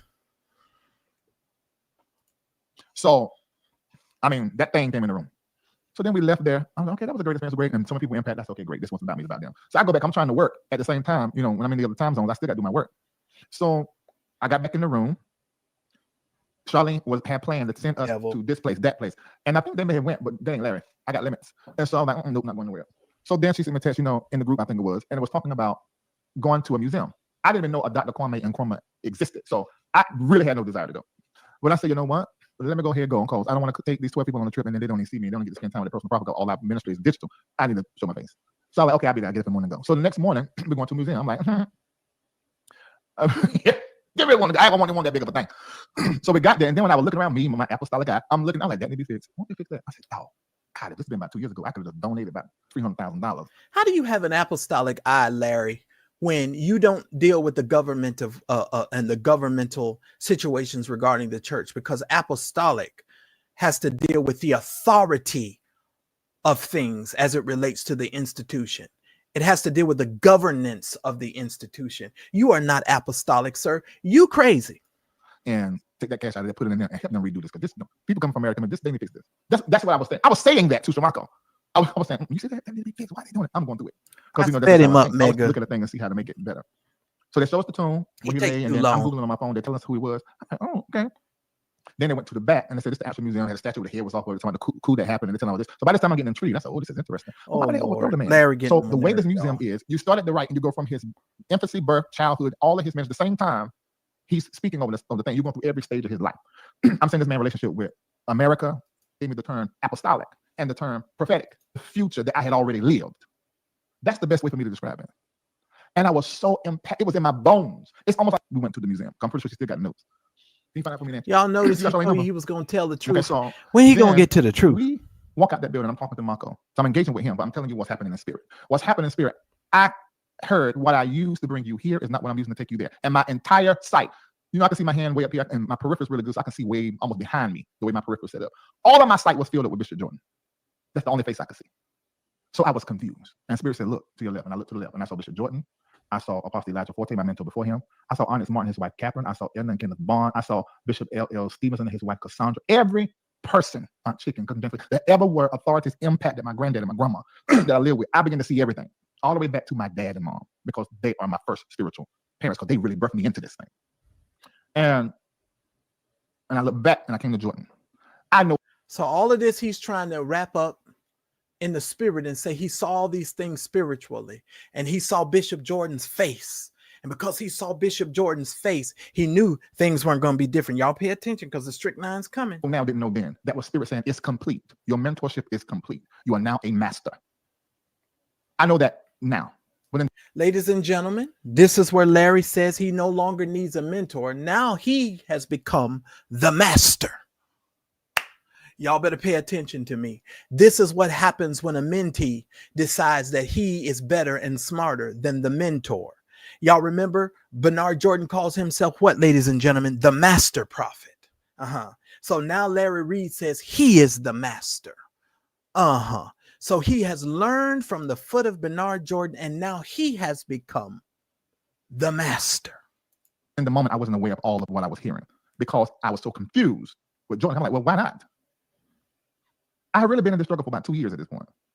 So I was like, is it that serious? I thought that was a feeling I had, and yeah, I haven't been, it's been different, but Carlton's gone now. Jordan is by himself. I got to be the spiritual son, and that was something I was saying that I shouldn't have been saying, but I wanted him to feel endeared because he had been done wrong, and NASA wasn't in his life. He told me many times how I caused him to forget how mentees and his natural son had hurt him. That was out his words, and he said that to y'all. So I'm not telling you something you don't know. Okay, let me just speak up here just for a minute. I know people who have known Carlton Pearson his entire life. I have spoken with people behind the scenes. You can't say this, but I sure can. And you're not going to hear this on other people's platform, but you're going to hear it right here, right now. I have spoken with several people regarding Carlton Pearson's funeral, the way that he died, how things transition. And I have spoken to people who are very, very close to Carlton Pearson. You all listen to me very, very carefully. Most of the people that served Carlton Pearson and that knew Carlton Pearson throughout his life could not stand Larry Reid, much like a lot of people that support Bernard Jordan did not like Larry Reid, because Larry Reid is Larry Reid. Him trying to associate himself with Carlton Pearson is so offensive to a lot of people because Larry did not even know Carlton Pearson that long. Larry has only known Carlton Pearson for 15 darn minutes. And all of a sudden now he's become the expert on Carlton Pearson. And he just knows so much about Carlton Pearson. It's ridiculous. So much so that he charged people to watch a service in regards to Carlton Pearson. When Carlton Pearson passed away, y'all remember Larry was charging for it. But if you so rich, what in the world was you charging all these people for all of this stuff? What are you trying? What are you saying, Larry? So, yeah, I was split in two. So we left there. We ate. Woo, that was so good. That place. Every time I go to Ghana, I try to hit one place I always hit, but I really want to hit all three other places. And they just the meat. I can't eat a whole lot of beef here, but over there I can eat all the beef I want to be so seasoned. So anyway, I was going through it, and I was talking to everybody, and because I was. Yeah, you know what, Larry? I have a feeling you was over in Ghana swallowing beef. I really do believe he was over in Ghana swallowing beef. But you can play that game if you want to. Those folks over there in Ghana will handle you a certain kind of way for your swallowing of the beef.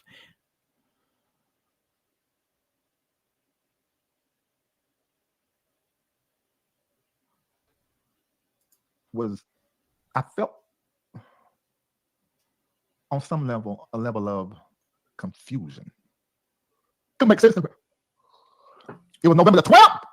Make sure you check that with Charlene before I jump.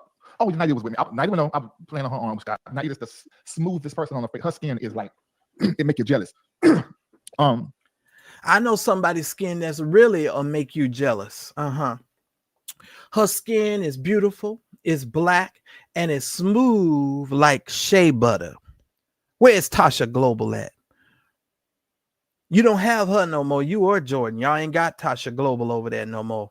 Tasha Global done seen the light. She saw the light. Oh, yes, she saw the light. Y'all ain't getting no more of her money, even though you're calling every week and you're begging. Yes, I said, Tasha Global skin is pretty and smooth like shea butter. Ain't nobody mad but the devil. See if you can find that out for me. If it's the 12th, I'm completely done. Because y'all know my numbers are 8 and 12. So anyway, I go to the room. I think I called the meeting because I knew, okay, that's it. But it was still a struggle, but I was a yes. Just like tonight.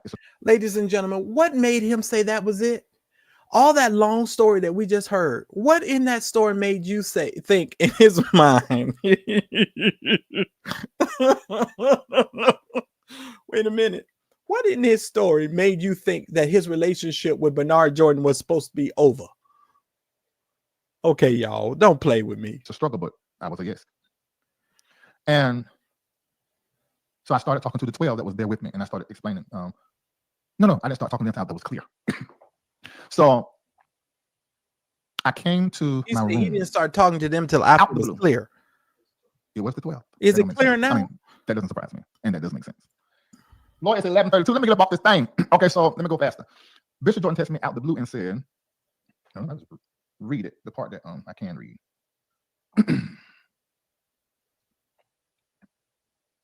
All right, here we go.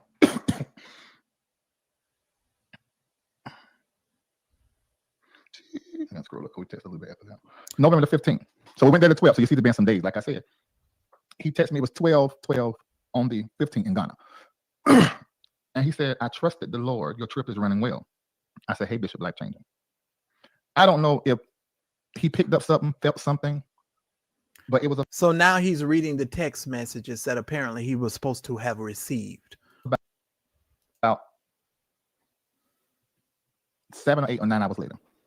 And he sent me this long text. I'm not going to read it, but he basically said to me, we had an exchange where it was a little, and the exchange was as it was. And mind you, this is the second funny exchange. I'll tell you about the first one. No. This happened first. So this is the first funny exchange. What ended up happening, by the time from the 12th to the time he texted me, I called Manasseh. I don't think Manasseh mind me saying this. And I said, Manasseh, if your father was no longer my mentor, will we still be friends? I basically saying, is this real or not? He was like, yeah, that ain't got nothing. That's my dad, but I don't care about it. I have a good time with Manasseh. Now he goes and he calls Manasseh. I want y'all to understand the underhanded underminingness of Larry Reid. Larry Reid, with his narcissistic behavior, the only thing that he cared about was whether or not he was going to be able to keep his association with Manasseh. Not his mentor, not understanding the relationship that he had built with his mentor because he is treacherous. So he goes to Manasseh. He calls Manasseh. Let me tell y'all something. I've had mentors in my life. Some of them I've named on this platform. Some of them you don't even know that they were my mentor. But I'm going to tell you something. When you do this kind of stuff, that lets me know right then and there, Larry, that you never wanted to be mentored in the first place. Because you would have called your mentor if you felt like the nature of the relationship was changing, sir. And the reason why you didn't call Bernard Jordan, because you know darn well Bernard Jordan would have bought you he would have pulled your coattail. You just figured out who you was and you just started making money 20 minutes ago. How in the world all of a sudden now you don't need your mentor? And let me tell you what's going to happen to you, Larry. You are headed for destruction. You're headed for destruction. You really are. Not many days, sir. Not many days. Not many days. You will see it. And I have not been wrong yet. Everything that I done told these people over here concerning you in this situation has always come to pass. Let me share another one. If some of you that's been around with me from the beginning, y'all remember I told y'all when I prayed one night and God told me to keep going and to keep talking about this situation. And he told me it was facts, flaws, and we would have his protection. God said to keep telling the facts, to deal with our own personal flaws, and we would have his protection. Let me tell you something, Larry. The problem with you, sir, is you don't speak facts. You don't deal with your own personal flaws. You pretend like they don't exist. And that's why you do not have God's protection. You're going to find yourself in not too many days having to eat crow, sir. He get on my last nerves and I have to cuss him out. He cussed me back. We go back and forth. We don't talk for 3-4 months. Then we come back together because it just works. We know all each other I can say, a few little secrets and stuff. We are really regular horizontal friends. So I enjoy that because I always wanted a younger brother, and I never had one. So anyway, in that exchange, I've got 900 of you guys in this chat right now, and I believe that's just on, what is that? On YouTube. Can y'all please hit the like button for me, please? I would really appreciate it. I know you're enjoying the content, so please hit the like button. What was the first, what I believe to be was heaven's way of saying, Larry, do not get into your feelings and renegotiate this disconnect, because I will. Let me tell y'all that about me. I'm the person that obey what God say, but I struggle when I love somebody. I tend to get in trouble with heaven because I love people, and I go back on stuff, and then ultimately I'm gonna obey God, but I be hurt the person so bad because I done took them up and down and up. You love people. Do you love that other content creator that you went over there and checked him on his own platform? You love him that you done threw to the wind over there because you decided that you wanted to go deal with 2 other vloggers and you done left him in the wind? You love that other vlogger when you let another person insult him and say that he had HIV on his platform and on your platform when y'all were talking? You love him? I don't think that's love. I don't think it's love if you love a person and you're friends with a person and you'll let another person say that they're HIV positive and you don't speak up to defend your friend. Because I'm sure going to defend Daryl Moore over here. I'm not going to let a single person come over here and disrespect Daryl Moore. Not in my presence. You're not going to do it. And I don't care what y'all think about Daryl Moore. I really don't. Because if it wasn't for Daryl Moore, most of this stuff, knowing about what this man has done, none of us would have known if it wasn't for Daryl Moore. Daryl Moore told the truth, a lot of truth about you, Larry. You just got mad because every time you turn around and you look back, Daryl was staring you in the face and he was giving you the Ali. Man, he rope-a-doped you and you just mad. Up and down and up and down. Like y'all saw me with Lisa. We got married, divorced. That was me. Because when I know this is what I need to do, but I love you so much. You know, it's a lot. And I believe I probably would have done that because I want you to be very clear. I'm gonna say it like this, and I know somebody can play with it. I was in love with him. He has never seen my penis. We know you was in love with him. I'm about to share some with y'all, and some of y'all might not even know. Anybody remember the gospel artist Kevin Terry? Anybody remember Kevin Terry? The gospel artist who was caught on video giving fellatio to another man. Anybody remember Kevin Terry? Anybody remember Kevin Terry? Let me tell y'all something. Larry Reid and Bernard Jordan went to a Kevin Terry concert together and they wore matching velour jumpsuits. I'm going to say that again. Larry Reid and Bernard Jordan went to a Kevin Terry concert, of all the concerts to go to. This man and Bernard Jordan went to a Kevin Terry concert. But here's the kicker. It wasn't so much about the concert, because I'll be honest with you, Kevin Terry is very gifted in singing. They wore matching outfits. And that's where my little red flag started going up. I was like, wait a minute. Who goes to anywhere with somebody and wearing a matching outfit with the person? Except couples. Do you not see couples doing that?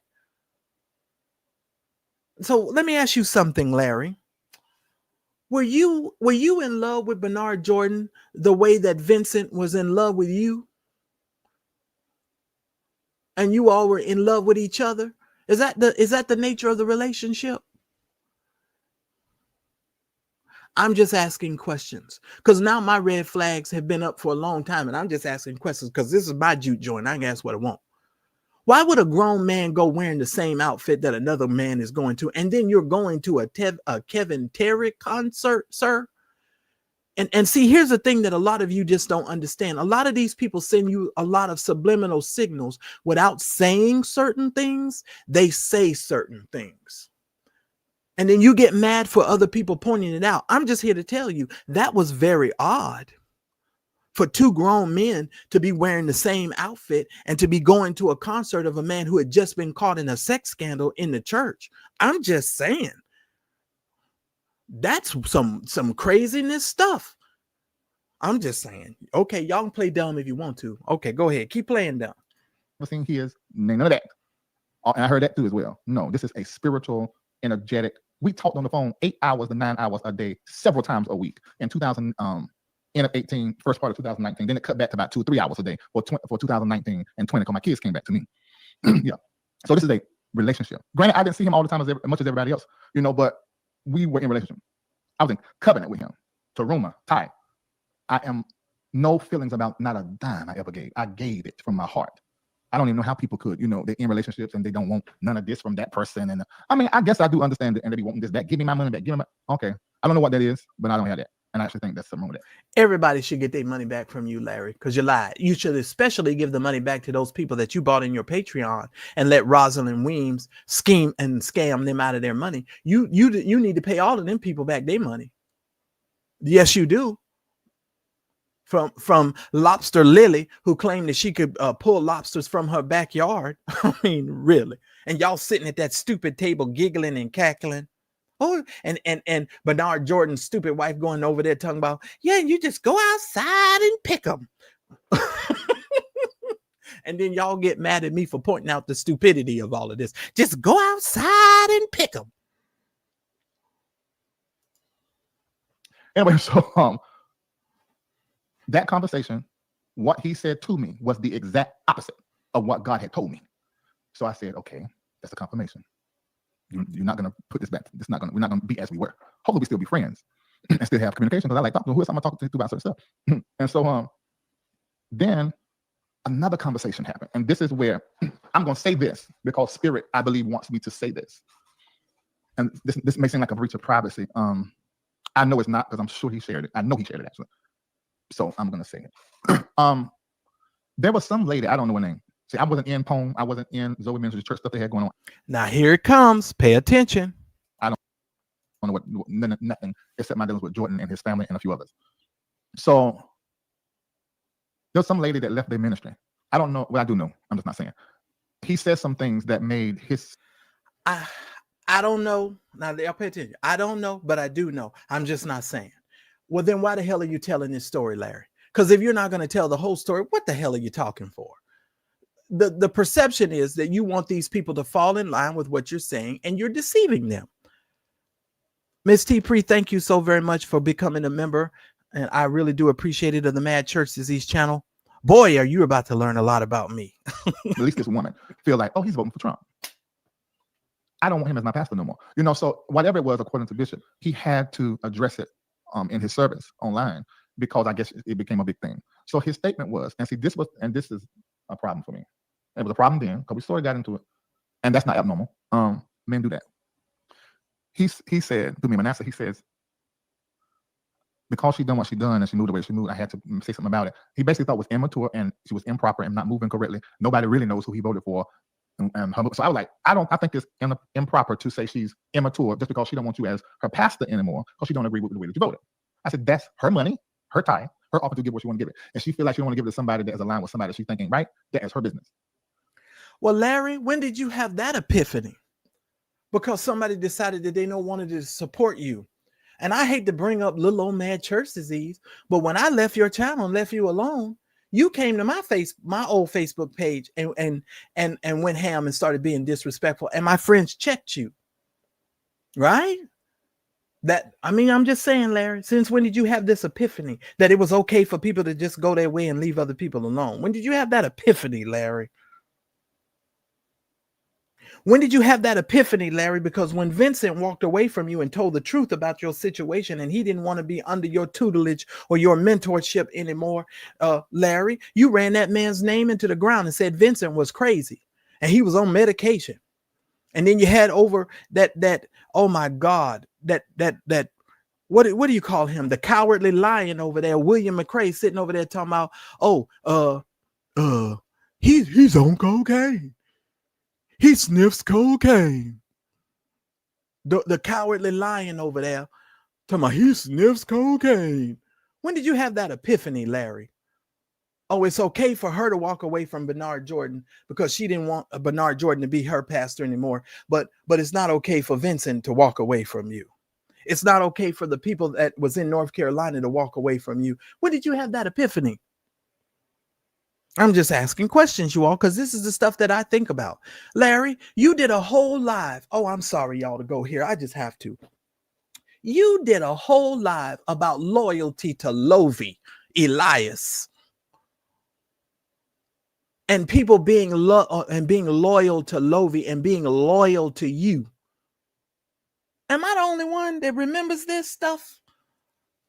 And have cognitive reasoning skills, who can remember what this man did less than 6 or 7 months ago, y'all. He did a whole live on being loyal to him. What the is wrong with y'all? He did a whole video about being loyal to him. I'm just saying. And Lovey Elias, because he was so pissed off at EJ for EJ deciding to come out and walk away from him because of some of the stuff that EJ. So it's okay for this situation to walk away from Bernard Jordan so that you can justify your treacherous behavior and now decide that you are the master prophet. Because now you're the master, because that's what he's leading up to, ladies and gentlemen. He leading up to the fact that Bernard is no longer the master. I'm the master prophet. And we went back and forth a little bit. I can't remember. I don't think Vanessa was saying much. I think he could tell that they're going back and forth. And then it was like, when nobody, he told his people, nobody here knows who I voted for. So to leave the ministry because you think I voted for Trump is da da da. So I said, Bishop, really? You voted for Trump? And he was like, no, nobody knows. You want to see. I said, I won't behind the curtain in the booth with you. But we all prophets here. I know that you voted for Trump. Because see, by this time in between those days, I'm remembering stuff. So now, because he's a prophet, he knew that he voted for Trump. But you didn't know that Lobster Lily was in your Patreon, stealing thousands of dollars from your Patreon followers? Wait a minute. So the prophecy works about other people's stuff, but it don't work concerning the most important stuff that surrounds your life as a so-called prophet. When Lobster Lily was telling you she was pulling lobsters from her backyard and telling you all to buy all of these stocks and all of this foolishness, and the prophecies never worked then. And this is why I'm choosing not to cuss, because I could choose a whole lot of adjectives right now, because Larry is full of crap. He's full of crap right now. So the prophecy works for Larry when Larry has a need to walk away from a situation or a person, but the prophecy don't work when they in the Patreon. I'm just asking questions, y'all. You don't get mad at me. And I know some of you like Larry, and I understand some of that. I get it, because Larry can be funny dummy at times. He can be a funny dummy. But don't get it twisted. He's full of malarkey. J. Rochelle, thank you so very much for your support. I appreciate it. I'll put this up because it's true. It really is true. Lobster Lily had all of them fooled, and they all sitting at the table giggling and cackling. You just go outside and pick them. That ain't how that works. Where's St. James when I need him? Go outside and pick them. That's what she said. Bunch of dummies. And in that conversation, I remember I told you earlier, Justin Edwards told me on the phone the second or third, how you feel about your mentor voting for Trump? I said, he is, so he can vote for that. But I was in another headspace. But now what the universe was spending in my favor now was giving me confirmations on an encouragement to maintain what God has spoke to me, which was the disconnect. And so that was a problem for me. I'm like, I said, I know you, this is what I said. And this was, it may seem disrespectful. I said, I know you voted for Trump. And the fact that you won't say you didn't let me know you did. That's like playing games. I feel like it was manipulative. And then I thought it was a manipulation of his people. So me not telling you who I voted for was a manipulation of the people? And it was a manipulation of you, Larry, because he didn't tell you who he voted for? Was a manipulation? First of all, he has every right to keep his civic responsibilities to himself. It's a civic duty to vote, sir. And he had every right to keep that information to himself. And do you know how many black preachers in this country are Republicans that don't tell their congregation, and they preach into an overwhelmingly black congregation? What are you saying, Larry? Manipulative to you how, Larry? Because he chose not to share that information? Oh, so he was hiding information from Larry that made Larry very uncomfortable. Okay, Larry, were you hiding your relationship with Vincent Hill from your followers and the people on social media and all of us from the beginning? Were you hiding that relationship? Larry, were you hiding that relationship from Lisa? Okay, let me continue. Larry, were you hiding your relationship with Lester Petier from all of the folks? Was that not manipulative to your Patreon members and to the people who were following you? Larry, when you all were living together in North Carolina, were you hiding allegedly what was going on between whatever was going on between you and Levantre Andrews? Were you hiding those things? So much so when Levantre did that interview over there with Tasha K, you went into your Patreon and you and them was having all of that whole meltdown, that 4-hour meltdown that y'all had. Oh Lord, don't cry, Marco. And I just want to tell y'all, Chamaco's really his wife. Y'all need to pay attention. Don't you cry, Marco. Now, he ain't said nothing about nobody else sniffling, crying, worried about. Only person he worried about is Chamaco. Don't you cry, Marco. Marco. Marco, don't you cry, Marco. Ridiculous. Larry, is that not manipulative? Is that not hiding, Larry? So wait a minute, Larry. So Bernard Jordan decided that he didn't want to reveal or say anything to the person on who he voted for, but he's being manipulative? You weren't being manipulative, Larry? I'm just saying. Who do you think you talking to, bro? You think you talking to stupid people. And you really are, because the people that needs to be listening to you and following into this foolishness, they don't have critical thinking skills. Because what you just said is dumb. You was hiding yourself from all your followers, and you had been hiding since 2015, sir. When you came up on the scene on Facebook, you had been hiding, sir. Wasn't that manipulative, Larry? I didn't think it was right. So that was a confirmation. No. I can't pull up that type of manipulation. Don't talk a certain kind of way, Lisa. I didn't know. Don't do that. No. And I'm giving you my money and calling you my personal property and past. So that day, I didn't send another dime to Zoe Ministries at all. However, I still was doing Taruma because Taruma is tied to honor as well. And I wanted to honor him. I wanted to continue on him for those 5 years of 2019 to 2024 of mentorship. So I continue to do the Taruma. But conversations like pretty much stopped. I think one day when somebody was online saying, oh, Bishop had been on my platform for a long time, they were saying, oh, they broke up, they're not boyfriends no more, all this kind of stuff. And this was the thing.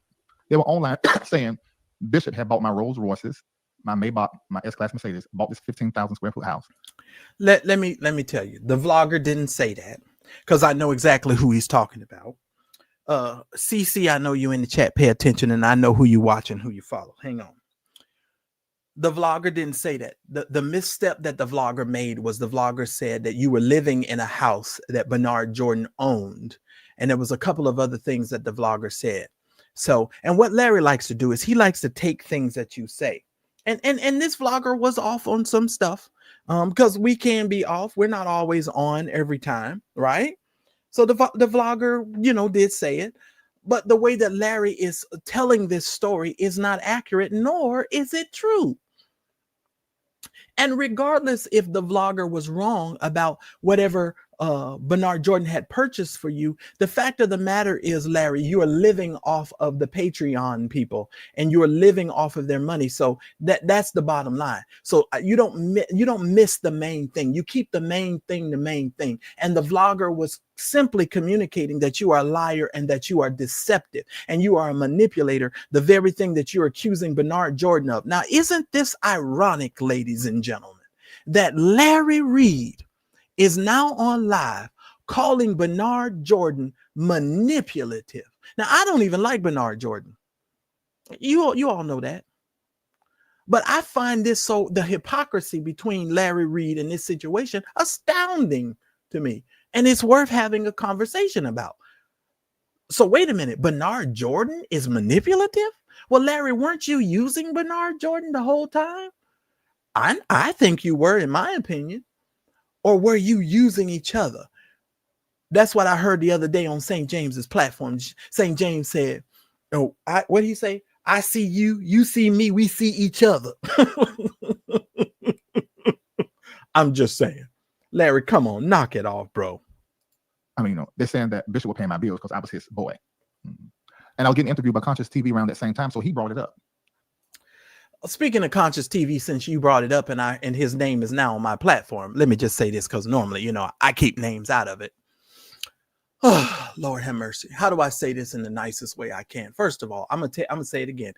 That young man was used, and you guys will notice over here that I never said that young man's name, and the reason why I never said that young man's name is because I recognize he was being used from the beginning, just like the other vlogger over there is being used.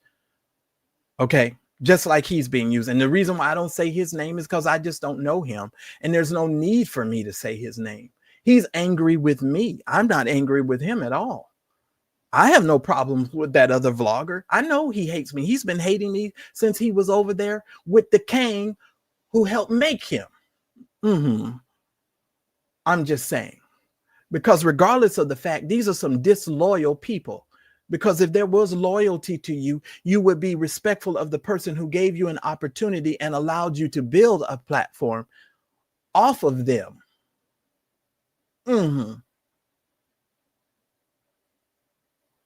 You all have no loyalty. And Daryl Moore, Roxanne, and let me see your transcripts. We always used to sit around and talk about how these folks were going to crack up at some particular time. And boy, did it not play itself out. I just didn't know I was going to be cussed out on a live. But it played itself out, ladies and gentlemen. And to be honest with you, I want y'all to hear me very carefully. I love, let me see your transcripts. The reason why I did not go ham and do what I normally can do, and y'all know my verbal skills can do, because I genuinely care about her. That's why I didn't do it. That's why I didn't do it. But here this man is on a live talking all this crap. Now, I called her watermelon knees. I did say that. I called her watermelon knees. But I didn't go ham on her because I didn't want people on the internet saying, yeah, see, they're all upset and we knew they were going to do. No, because I genuinely care about Kim. I care about Daryl, and I care about Roxanne. I genuinely do. I genuinely do.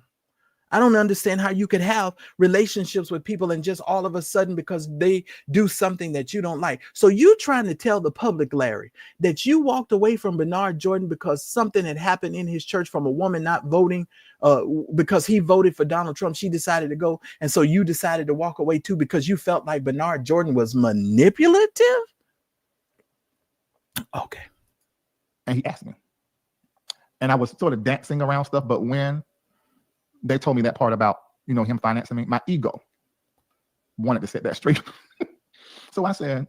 And let me just say this, fitness is everything. If these people are so immature that they cannot allow grown people to go wherever they want to go and be a part of whatever they want to be a part of, then I have no words for that. Fitness is everything. You all are grown and you can go wherever you want to go. And you can be a part of whatever live you choose to be a part of. It doesn't make any sense. That's immaturity. That's stupidity. And that's that whole, you got to be loyal to them. And the reason why they want you to be loyal to them is because they've not been loyal to anyone else. Larry Reid several months ago did a whole live on people being loyal to him and Lovie. And now he over here talking about Bernard Jordan is manipulative because he voted for Donald Trump. So how much money do y'all think that Bishop Jordan gave me? Now I know the exact number. That him, his wife, and his ministry collectively, plus this $200,000 or $300,000 loan that we were supposed to get from his ministry. No, this is from him before the ministry, and we're supposed to make payments. Altogether, that came to about from 2019, when I say yes to mentorship, up until November 2024. I knew that they had given about $800,000, including that loan money. I knew that off the top of my head. So I asked them, how much y'all think he gave? They said, I said, he and his wife and ministry gave the ministry about, I can't remember what number I said. I think I had left out some number that said 700 or 6, but I later on cleared it up with 800,000. I said, so somewhere around there. This is all about money, ladies and gentlemen, because now he's talking about how much money folks have given. I hope I say your name right. Is it Lorene? Lorene, thank you so very much for putting a color on it. I really do appreciate it. Thank you so much for supporting the Mad Church Disease channel. If you have not yet hit the like button, ladies and gentlemen, please hit the like button. If you've not yet subscribed to my channel, please do so. I'm not swearing right now because I'm trying to give a broader perspective to this whole situation and invite you into our world. So don't be scared and hit the like button. And I promise you, I will not disappoint. We always have great conversations over here. I said, that's how much money they have given to me, meaning the ministry, from 2019 to 2024. And I was saying, people were like, oh my God, that's a lot of money. I said, you didn't ask me how much I gave to them. I said, okay, well, how much did you give to them? I said, $3 million, about $3 million. So that just killed that whole. So I want you to understand something. The qualifier in this situation, Larry says, well, and this is how you know you're dealing with a narcissist. Pay attention. They're talking about how much money had been given to him. Larry said, well, you don't know how much money I gave to him. This is the child behavior. Well, you don't know what I gave to him. I gave $3 million. So that trumps whatever he gave or they gave to me. Larry. Now, this is my opinion. Hey, Wanda Morcell, thank you so very much for putting a color on it. I appreciate your support to the Mad Church Disease channel. Larry, now this is my opinion. I can't prove this, ladies and gentlemen, but this is my opinion. Larry had a reformation down there in Atlanta, Georgia, with Lobster Lily and Bernard Jordan. And at one particular point in time during the offering time, Lobster Lily and Bernard Jordan get up and they start saying, oh, I'm going to give this enormous set of money. I think it was somewhere in the neighborhood of about 25,000. I think. I'm not really sure. Don't quote me. I don't remember. But I know it was a large sum of money. So Lobster Lily got up in the congregation with her house slippers on, what appeared to be house slippers to me. Or maybe they could have been shower shoes because she knew she was on her way to prison. I don't know. But she had on her little Glinda the Good Witch dress on with her house slippers. Y'all pray for me because y'all know I'm goofy. So I'm trying.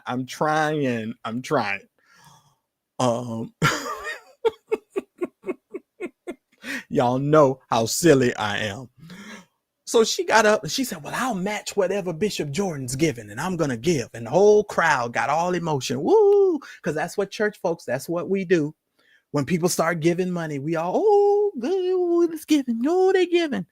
And it is to invoke the crowd so that the crowd will start giving too. This is my opinion. I don't believe they gave Larry Reid not a dime. I believe that was all staged. I believe that those things were staged so that other people could give their money. That's what I personally believe. That's what I believe. Where did Lobster Lily get all of this money from? She got all the money that she was given from all of the money that she was robbing from you folks in the Patreon. I'm just saying. Charging $1,400 for a class. And she was taking all that information from the man that she was working for. That's all I'm saying. Jordan giving Larry money thing. No, Larry giving Jordan money and my platform. And I'm glad I did. I did it with love and I would do it again. But God said that was it. So anyway, I would do it again, but God said that's it. In other words, God told me from the rest of this whole situation to give no more money to Bernard Jordan. Oh, I would do it again. I want y'all to know I would give him some more money. But God said, this is the bull that I tell you I have to talk about over here on this daggum channel. Do you all see the cognitive dissonance in this whole stuff? Do you see and hear what this man is saying? What is wrong with Larry? I have people over here that keep saying that he's been given over to a reprobate mind. I'm not saying that is the case, but some people that follow me really believe that Larry has gone mad. Well, listen here, Sean. He don't know what it was, Sean. It just depends on who he's talking to at the moment. First, it was a contract and the contract had ended, but now he's saying God told him. And you know why he's saying that to church people? Because church people have been taught not to question it. If somebody says God told him, ninja, you crazy out your mind. Because this the same man that came on the internet and said God told him to do this, that, and the other. And he did a whole 180 and did something else. Are you serious? And you think I'm not going to question it? The book of Corinthians said that a spiritual man judges all things. So all of you running around here talking about you shouldn't judge and you ain't got no business judging. That ain't what the Bible teaches. The Bible clearly says that a spiritual man judgeth everything.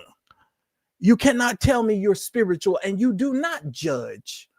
How do you try a fruit and try a spirit by the spirit if you're not judging? How do you try and fruit inspect if you're not judging the fruit? I'm not going to go to a tree that's supposed to give me apples and I look at the tree and the tree don't have no apples on it. And you tell me, well, you shouldn't judge the tree, but the tree is supposed to bring forth good fruit in its season. Oh God. Oh my God.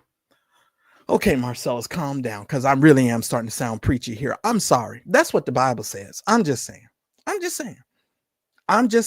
that's what the scripture says.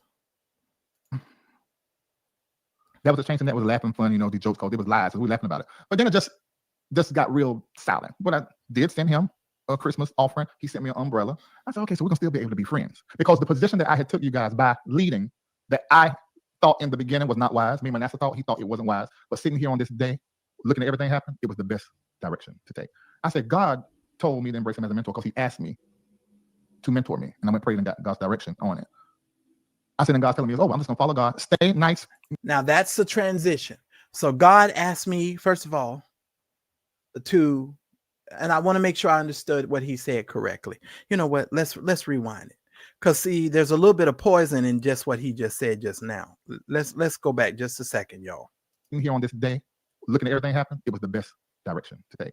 I said, God told me to embrace him as a mentor because he asked me to mentor me, and I went praying in God's direction. God told me to get another mentor because he asked me about being a mentor to him. Now, hold on, ladies and gentlemen. God seems to be very confused in Larry Reid's world. God tells Larry this stuff 1 minute, and then the next minute, God changes his mind and he does something else. The only time I've seen God do that is when a man was about to kill his son on the word of the Lord that God had given him, and God stopped him. Okay, hold on. There were some other instances where God had wanted to do some things, and because individuals prayed and they served God in fullness and honesty and integrity, God stopped certain things in that relation. But God stops you from being mentored. So now you have arisen to such a spiritual authority that now you are a master and you no longer need Bernard as your mentor. Now you need to get another mentor. Does that not sound manipulative to you, Larry? Because it sounds manipulative to me. You said Bernard Jordan was being manipulative. That sounds manipulative to me. That's what it sounds like to me. I'm just saying. Direction on it. I said, and God's telling me, I'm just going to follow God. Stay nice in friendship, but I got to start directing my money in the direction. Because God told me, when God spoke to me about not using what came here, there, it was like in between those days, I began to get ideas about money. And that's when I began to talk to those around me about what I was going to be doing. So I didn't do another tithe. Now, my tithe that came from the ministry, Lord, I'm only thinking about that. I'm not thinking about my personal tithe. I was sending it to Zoe as well. But we talking several tens of thousands of dollars every month in a lump. And so I just stopped it. And started. Larry, now see, this is where the money get funny. So the ministry is tithing to Zoe Ministries, and that doesn't include your personal money. Larry, you don't have no job. So where does your personal money come from?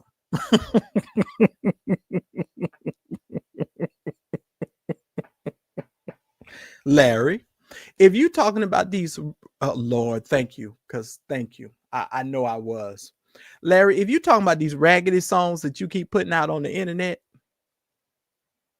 is that what you talk about? Is that your job? This raggedy music that you making? Redirected into what God said. Oh, and Lord. It just felt to me that something was breaking, and I didn't like it. I'm still doing my Teruma. I'm full blasting the word. I'm so locked into what God is telling me to do in Ghana and Dubai that I'm really not giving a lot of attention to it. And then at that time, Manasseh upset with me about something, which is normal. And so we won't talk for a little space in there. But then Manasseh called me on my birthday.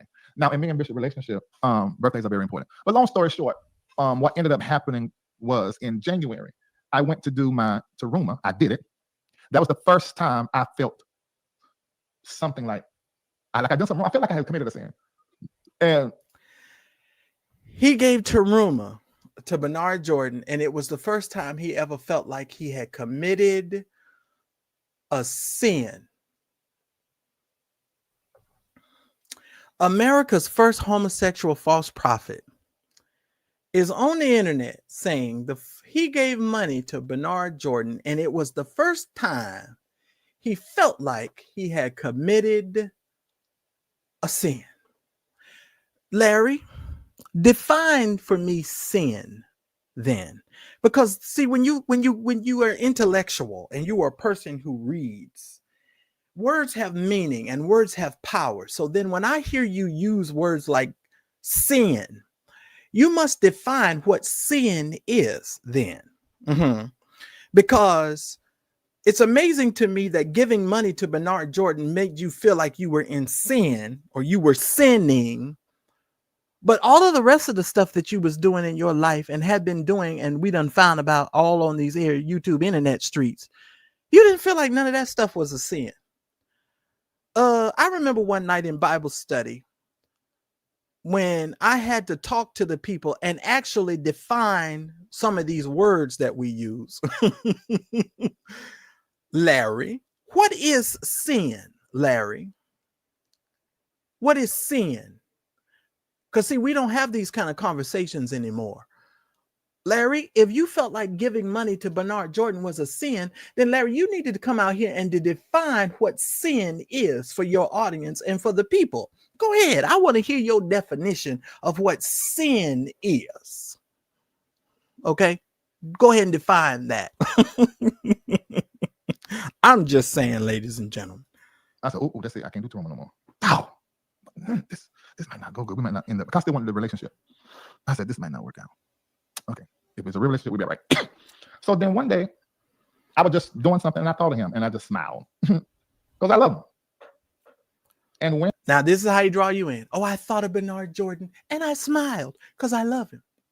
I love him so much that I'm going to get on my channel and tell y'all not to give him no more money and that he's manipulative and, he was hiding and all of this other stuff. So we just supposed to forget about the fact that he said all of those things. But, I love him. I love him. He loved TD Jakes too.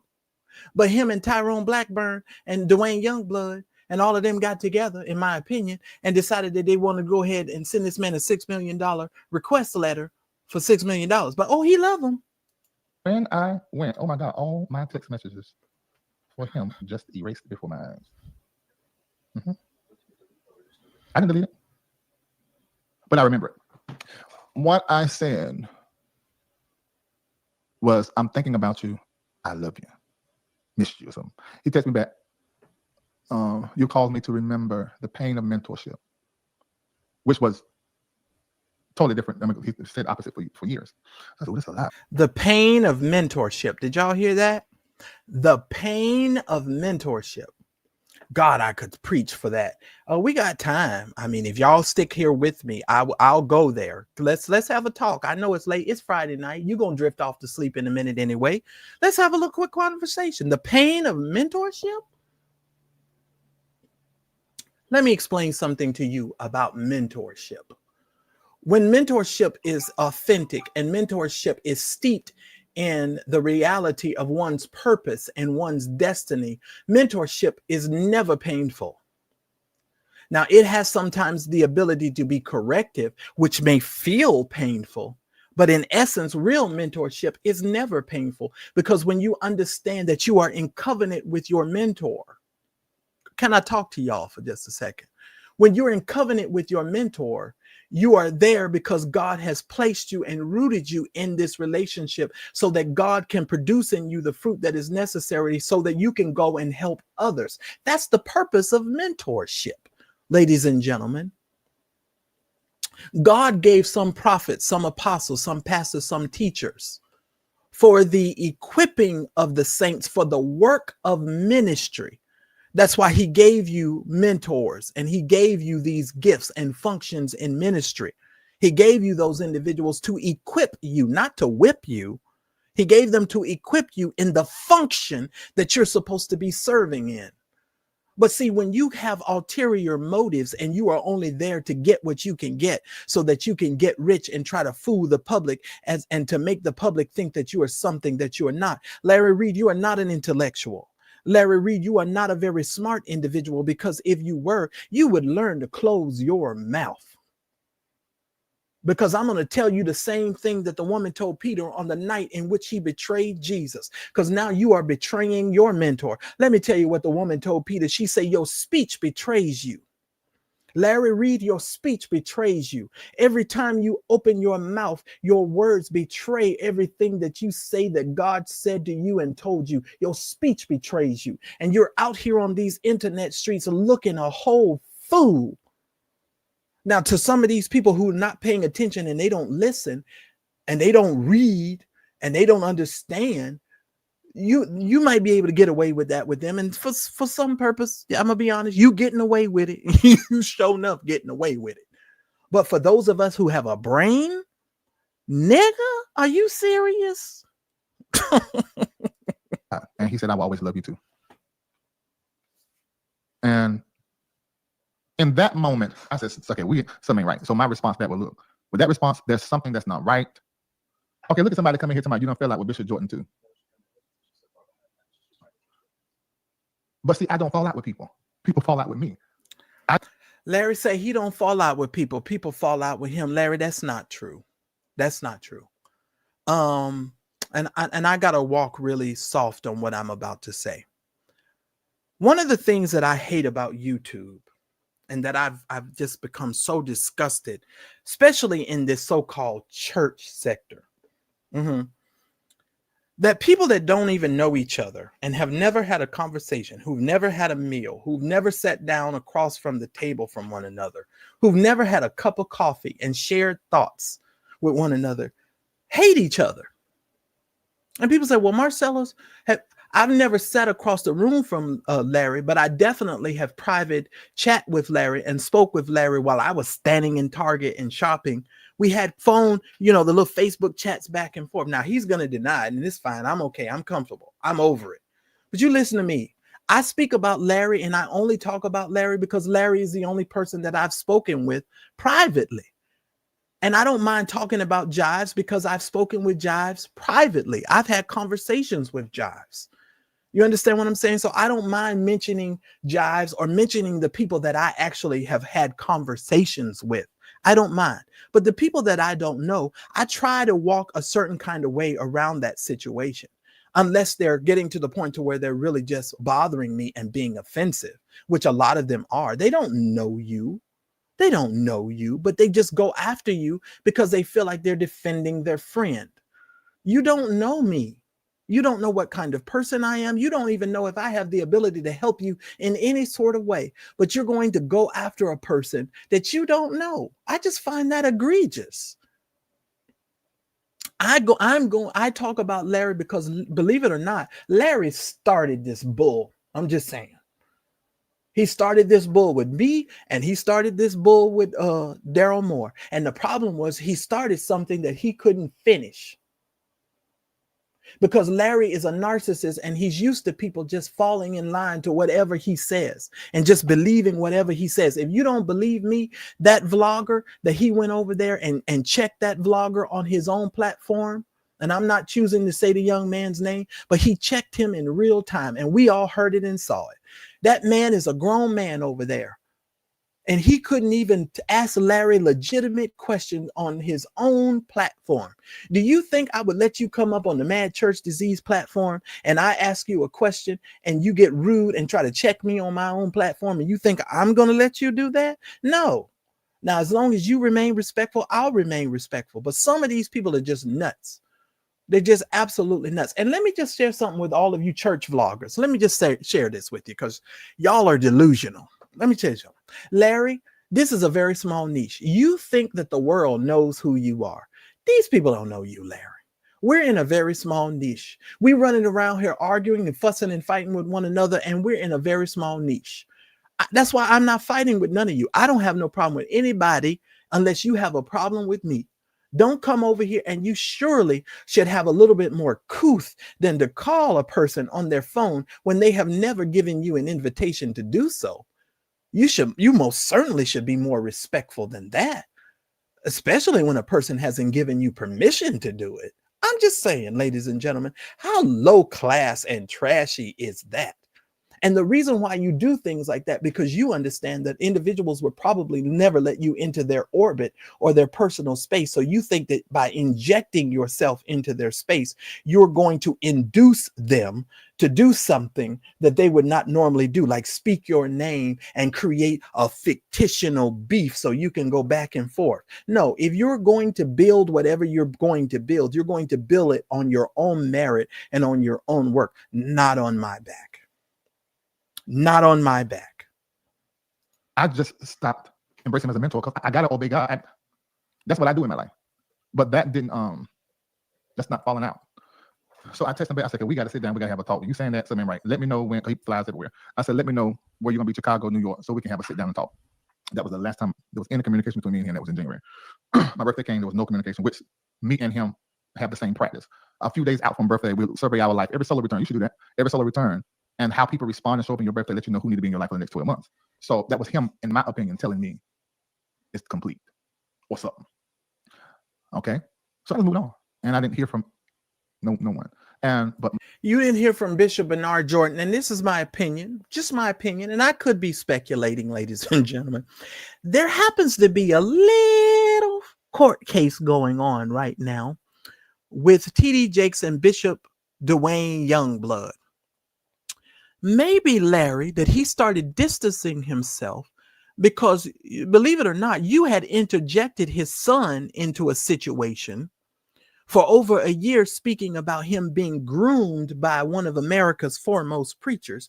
Now, you can deny and argue all about a person's doctrinal issues, whatever hatred that you have for T.D. Jakes, whatever, because, we all got issues, whatever. But could it be quite possibly, sir, that the man started distancing himself from you because you had interjected his child in a whole bunch of mess and got his child in a whole bunch of mess? Because from what I understand, Larry, you said that you took the information off of Manasseh Jordan's computer and shared that information. That was you who said that, right? Which means you're manipulative and you can't be trusted. I'm just saying. That's what he said. He said that. I didn't say that. She said drugged and raped. I didn't say drugged and raped. That's you, Larry. That's what you said. I'm just repeating what you said. The man is a father, Larry. And because he is a father is not going to let another man put his son into a mess, especially after Bernard Jordan, I'm quite sure, had to spring and pull some things and pay some people so that his son would not go to jail. Because if you want to know the truth of the matter, as far as I'm concerned, Manasseh Jordan should have been lifting weights on the yard in prison for calling in people on those robocalls, because that is illegal. I'm just saying. Manasseh, it's funny, called me my birthday. I said, oh, we just brothers. And so I'm mad at you guys. I said, well, I told you. Well, I'm coming to land, and I'll stop at the house, and came out of the laugh, cut up and talk. So that's still regular. But that is the timeline. That is what happened. You deserve to know that. Am I telling everything? No, because that ain't good business. But I did set Bishop Jordan on this platform over and over. He had conversations with us that were sort of black liberationists. And then you, bam, see this video. And I know that impacted you in a deep way. So we're having problems. This video ain't showing up. So that's why the other video ain't play. Yeah. So that's the story. Are you guys complete? That's the story, ladies and gentlemen. Are y'all complete? Are all hearts and minds full at this present time? All of that, what he just said for the last 27 was to lead up to the fact that he said, because a woman left Bernard Jordan's church, and she felt like Bernard Jordan had voted for Donald Trump, that Larry says he know because he's a prophet that he voted for Donald Trump. And God had spoken to Larry and told Larry that he needed to get away from Bernard Jordan. Bottom line, because Bernard Jordan was manipulative. Is Larry Reid not manipulative, ladies and gentlemen? Are we to believe? Well, let me say this, Larry. If Bernard Jordan is manipulative, you have learned greatly from your mentor, because you manipulative as hell. You done learned great from your mentor. In the words of my grandmother, and I'm sorry, I got to take my liberty here with your lying ass. with your lying ass. And I'm going to leave it there, ladies and gentlemen. I'm going to leave it there for tonight. I'm going to tell you right now, this man has a serious problem. Talk about deceptive and poor leadership. I'm just saying, shout out to all of you that put a color on it tonight. Sheridan, I want to thank you so very much for your support. Tasha Global, thank you so very much for your support. St. James, the one and only St. James, thank you so much for your support. Christine Parks, thanks for putting a color on it. Katrina, thank you so very much for supporting the Mad Church Disease channel. Shout out to Lori Coleman, thank you so much. April Nichols, thank you so very much for supporting the channel. The one and only AT2, thank you so very much. As he slept, y'all know I'm goofy, the night away. I'm just saying. The Nurse, thank you so very much for your support. Thank you so much. Kevin Moore, thank you so very much for your support. Iona, thank you so very much for being a member for 4 months. I appreciate it. Miss T. Priest, thank you so very much for becoming a YouTube member. Thank you so very much, Jay Rochelle. Thank you so very much. Laureen, thank you so much for all of your support of the Mad Church Disease. Wanda, I want to say thank you so very much for your support as well. Thank y'all so very much. Listen here, I'm going to let y'all sound off because it's Friday night and this here my juke joint. You don't have to agree with me. And I need for the moderators to be respectful because I do want to open the floor up for just a minute. I'm going to give you guys an opportunity. You don't have to agree with me, but just understand as long as you're respectful, we can have a wonderful conversation. You can tell me whether or not you think I'm off. It's fine. Just as long as you tell me you think I'm off in a respectful way, I'll take it and I'll listen to what you got to say. But I just, you're going to have a hard road to climb. The link has been dropped, ladies and gentlemen. That information is now in the chat for you. If you have something that you would like to offer to this conversation, you are more than happy to come up and offer it to the conversation. Fitness is Everything says, I have a question. What's the question? Fitness is Everything. I'll wait on your question. Didn't somebody come in here and say, Marcellus, you keep that man name in your mouth? Y'all saw the Gen X comment that came up. Y'all saw that. I told y'all that was coming. Didn't I tell y'all? Larry Reid is a public figure, just like I'm a public person. If that man can go over there and all these people can go over there and discuss me, I don't know why y'all think I can't discuss him. And yes, I'm going to keep Larry Reid's name in my mouth as long as he keep coming out here lying and talking all of this bull jive. He just told y'all the whole reason why he got rid of Bernard Jordan is because some lady said he voted for Donald Trump. And he felt like that he was being manipulative to the lady because he's a prophet and he knew that he voted for Donald Trump. But he didn't know that Lobster Lily was in his Patreon scheming and scamming them.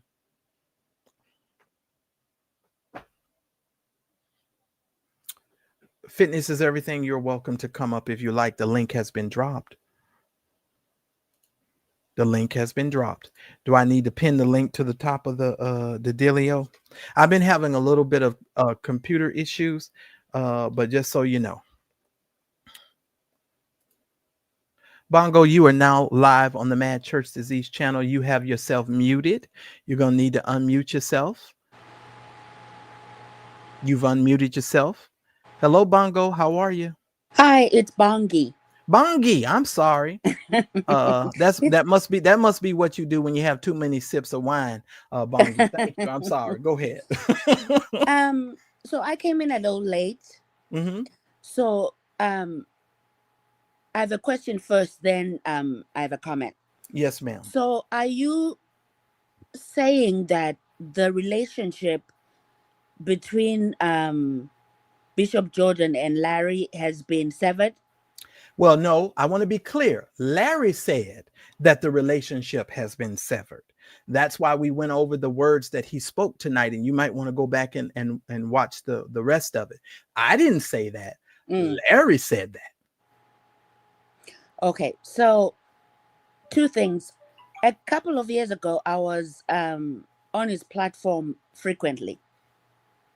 And then the 888, in terms of the figures that he assigns random figures. He assigns for different types of offerings. Yes, ma'am. I had a bit of a challenge with that. And then secondly, there's a time he was talking about some story, and I called in to give my opinion about that. Yes, ma'am. And then he says, he's him being a prophet. Then he says to me, I can sense there's something going on in your life. And I said, yeah. And then he said, is there a woman? And I said, well, it depends. I have a daughter who's an adult. Then he says, well, I can see that maybe that relationship is having problems right now. So all I am going to tell you, the Lord is telling me that by May, this is May last year, that relationship would have been mended. Still hasn't.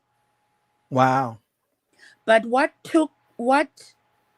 really put the nail on the coffin for me to say, I'm not going back there, was he had William McCray on his show. Someone who says that they were a teacher in their past life. And he is talking about a child with disabilities. Right. And he starts using the R word. Yes, ma'am. And he laughs. He thinks it's so hilarious to be using derogatory, you know the word, I know the word. Yep. And I actually gave him a super chat to Larry because I was so livid because I have a child with intellectual disabilities. Yes, ma'am. And I'm thinking, in our church forums, where if someone comes on your show and says something that offends a member of your community. Yes, ma'am.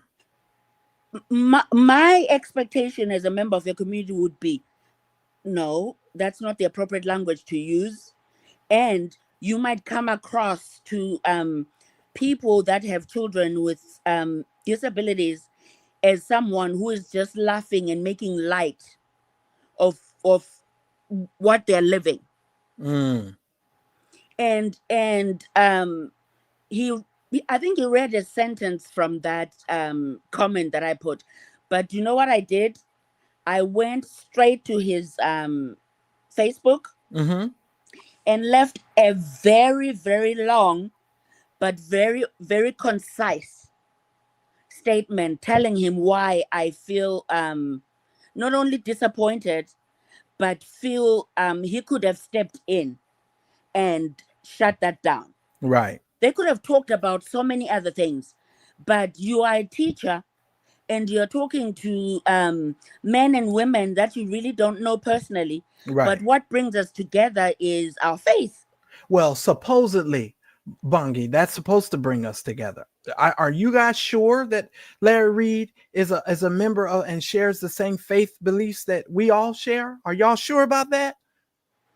Well, I don't know because I don't go back there. Okay. Go ahead. I left. Yes, ma'am. And I totally understand and I respect what you're saying. And I listen. I'm in full transparency because I don't want to seem like I've never used the word. I have used the word, and trust me, my friends over here have ripped me a new one. Yeah. And I I've had to come to grips with that fact that, especially if somebody suffers from intellectual disabilities, and sometimes we do it, in jest, but I understand what you're saying and I respect what you're saying. And I'm that's a situation that I most certainly have been dealt with. Tasha Global, thank you so very much for coming up. Tasha Global, what are your thoughts, ma'am? My thoughts. Well, first of all, hello, Marcellus, and hello to Hello, you beautiful black everyone. woman with that beautiful black skin. How you doing? Thank you so much. I'm over here moisturizing my Right. beautiful black skin for the evening and listening to this wonderful uh a show tonight, but I wanted to come up here to talk about this illusion that um Larry is trying to present to his audience. And I just want to share my analysis. And I'm giving my analysis from the perspective of someone who was actually in the prophetic order of Mar Elijah, which is poem, which is Bishop Jordan's prophetic order. Okay. When I heard Larry's what I'm going to call a socially engineered emotional rant to Mm, drive his audience to fund his purpose and drive people away from Bishop Jordan, um it was reminding me of during the pandemic when Larry was actually a part of Zoe Ministries, mm, and when he would be in the private meetings when I was there. And I want everybody to know, do not get it twisted. Bishop Jordan's mentorship, and if I say something to Marcellus, you can stop me because I want to be respectful. no, you have your way, ma'am. His mentorship is not free, so I want everybody to get this in your understanding that when you heard Larry talk about Bishop Jordan being his mentor, the biggest scam of it all was it's not free. Bishop Jordan's mentorship is 50,000 per person for him to mentor you. And he only takes about 12 people in his cohort every year. So that's 12 times 50,000. Now, when I came in, I believe it was 30,000, but then he increased it during the pandemic to 50,000. Mm. Yeah, because And everybody's money was tight during the pandemic. But go ahead. yes, Mm-hmm. so it went up to 50,000, and Larry was one of those people within that cohort. And in the cohort, you learn how to create a cult following. I want everybody to understand Bishop Jordan is a master at teaching people how to create systems, how to market yourself, how to use hypnosis to draw people into your web of making yourself be the brand, Right. right? And so he has mastered how to create a cult following, Mm, and he taught Larry his entire system. And so what I have analyzed is that the funds may not be the way they were before, and he simply may not be Pay. able to afford this level of mentorship anymore. And what I find to be an egregious act of disrespect, because you have now come out and disrespected Bishop Jordan and betrayed him instead of just being honest. But no, you could have just walked away silently. correct. And this is why you keep hearing him refer back to the level of giving. He's not giving anymore, Mm-hmm. because in order to be in covenant with Bishop Jordan, you have to sow seeds. And I know that because I was in covenant with Bishop Jordan. And when I walked away, I stopped giving. It's just simple as that. Right. You Right. understand what I'm saying? It all goes down to the Benjamins. And that's all I wanted to say. All of this, oh, hyper spiritualizing. I went over to the water. I saw my ancestors. I heard a voice, and the voice told me, stop giving my taruma. I don't feel good about it.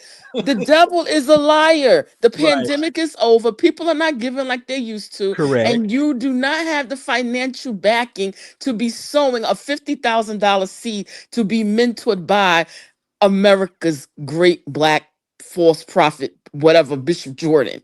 But Right. no, it's all smoke and mirrors, ladies and gentlemen. Absolutely. And that's And all I came up here to say. well, let me just tell you, I've been saying for the last couple of days that it's smoke and mirrors.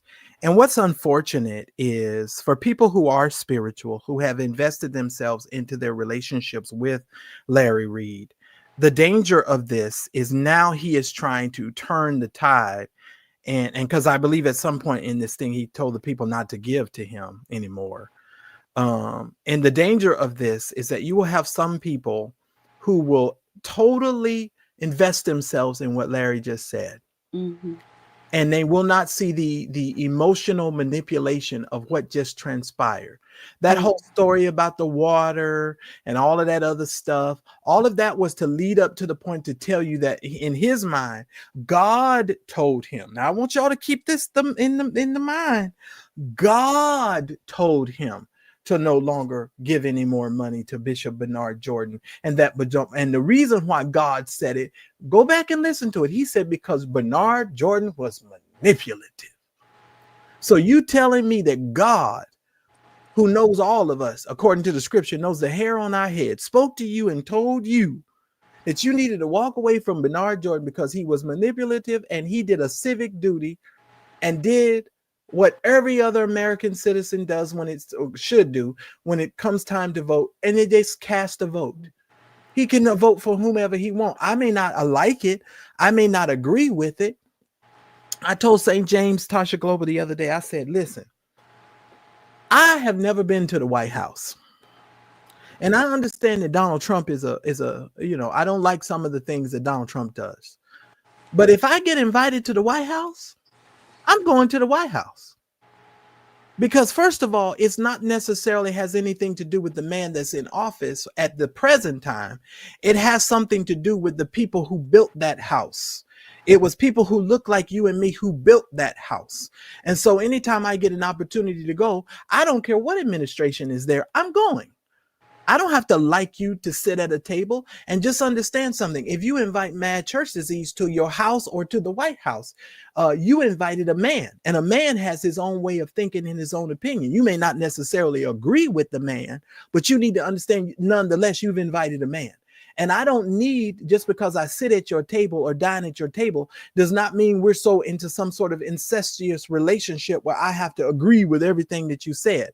No, that's not the case. That's not how a man operates. And what it sounds like to me, Larry Reid was just tired of having to submit himself to the mentorship of Bernard Jordan. Why? Why, Tasha Global? Because he said it was a pain of mentorship. A pain of financial strain of giving Bishop Jordan $50,000. I remember over at the last birthday party I went to, when Larry showed up in this hideous green Dolce and Gabbana suit and went to the front of the event hall and sold a $100,000 seed to Zoe Ministries and gave Bishop Jordan another $100,000 Teruma. It was all good just a week ago when the money was flowing like a river, but Right. now everything is so painful. Right. Right. Let me bring this person up. Let me see. I believe it's Monique. Monique, are you there? Hey Marcel, this is me, Monique LaShawn. Okay. I just wanted to make sure, because I just want to make sure. Well, Can you're can with Yeah. us. You're can live. Go ahead, Monique. can I ask Yeah, a question? so Then I'll drop so somebody else can come up. Okay, hold on. Let me let Tasha Global finish Okay. her statement, and then I'll come to you guys. Go ahead and finish, Tasha. So I just basically wanted to shed some light on what people saw on a daily basis, or whenever Bishop Jordan would come on Larry's show. People thought, oh, these were just two people supporting each other. I'm the mentor, he's the mentee. Nothing, and I'm going to just make this very clear, nothing when it comes to Bishop Jordan is free. So do not get it twisted. He's not showing up for free. He's not doing anything for free. And you definitely can't be in his ministry for free. So Larry presenting him to the people as though, they had this wonderful bond. Everything comes with a cost. That's Wow. all I wanted to say. Well, Tasha Global, thank you so very much. You go in and nurse that beautiful baby that I'm sure you got over there. Thank you. You're welcome. And this is an interesting conversation. And I told Daryl Moore before you go, Tasha, y'all listen to me, mark my words. They're going to study Larry Reid at some school at some point. Because this is an art of manipulation that I tell you is astounding. At some seminary, he's going to be talked about because this is amazing. Bonji, you go ahead. I'm going to let you speak because I know you good night, y'all. Tasha, before you go. Yes. Generally, with people that Bishop Jordan mentors, are these people in ministry, pastor churches, or does he also mentor lay people? There's a reason why I'm asking. So they come through his ministry. They're typically high level business people within the ministry, and they want to be taken to the next level. And you cannot be a lay person without the money to pay for this. So if you come to him and say, "Oh, you want to be be mentored," he's going to tell you flat out the price, and it starts once a year, every January, for 1 year, 12 months. Oh, okay. Yeah. And the other question I have is, where is Larry's money coming from? Now that I will not talk about over here. No, I mean, I can give you an indication or just a belief. I mean, I know, but I don't want to say things here that is not. Tasha Global, you tell me if I'm right or wrong. You just hold on, because I'm gonna speculate. We're gonna call this speculation. Okay. Primarily, a lot of his money comes from his Patreon, but he has something called the Celestial Circle, right? And these are a group of individuals, and I've been told this information from a very close inside source. And these are the people that primarily fund Reid's lifestyle. And he has a certain number that he tries to meet every week, and that if he does not meet that number, Chamaco and Latrice will get on the phone and start calling people in order for him to meet his need, in order for him to get what he needs to get. And therefore, and they learned that from somebody. Believe it or not, I could go down a list of preachers who do that. R.W. Shambach used to do that. A lot of preachers used to do that stuff. But just so that you understand, they learned it from somebody who learned it from somebody. But the Celestial Circle is primarily the people who are funding him, and he keeps them under tight, close, shut down kind of situation. I'm just saying. Yes. And the biggest mystery right now allegedly is that he has a 501c3 corporation, but he also has for-profit a corporation, and things are mixing, and that is not supposed to happen. No. When you have a 501c3 entity, that's supposed to be separate. So from my observation, my research and analysis, there's a lot of, I'm going to say allegedly, I am coming to the conclusion that there is some alleged improprieties going on over there, and that's all I'm going to say. Yeah, I first of all, and I know from my background, we have something, the legal term is called commingling. Yes. Commingling of funds is illegal. Yes. I'll just leave it there. But Monique, you have the floor. Hey, I'm glad Tasha's still on, because she had made a comment and she said that I called for something else, but she made a comment and no, correct me if I'm wrong, but she said that Bishop Jordan is not fake. Am I right? Is that what you said? He's not what? Fake. Okay, well, if that's wait a minute. No. Wait a minute. That he's not FAKE? Yes, is that what you said? I didn't say that. I said he's America's black fake false prophet. Oh, okay. That's why I asked before I said anything. Okay, all right. But yeah, okay, so I can leave that to rest. And let's give Bernard Jordan a little bit of credit. I know y'all gonna be shocked that I'm about to say this. Let's just be honest. Let's be honest here. Bernard Jordan, at one particular time in his life, he arose into leadership and in ministry because of some of the prophecies that he gave to certain people who were true. Okay. I'm not saying that some of those prophecies that he gave in times past were not true, but let me just say something. A lot of those ministers and a lot of those people in their earlier years had a heart after God, and they were seeking God. And I'm not saying that Bernard Jordan at one particular point in time could not have been accurate. I'm now and shocked that it's coming from me, but I'm being honest here. I Mm-hmm. know a prophecy that he gave to a person that actually came true. So, and this is me telling you this. Now, am I going to get out here and say he's not a false prophet? I'm going to tell you just based on my understanding and the stuff that I have seen, the books that I done read. I'm just saying, I would classify him as a prophet who God has removed his hand from, and he would be Mm-hmm. considered in a category for me to be a false prophet. But go ahead, Monique. No, I absolutely agree. I have been following you for a long time, even before all this stuff even happened with you and Daryl, and things like that.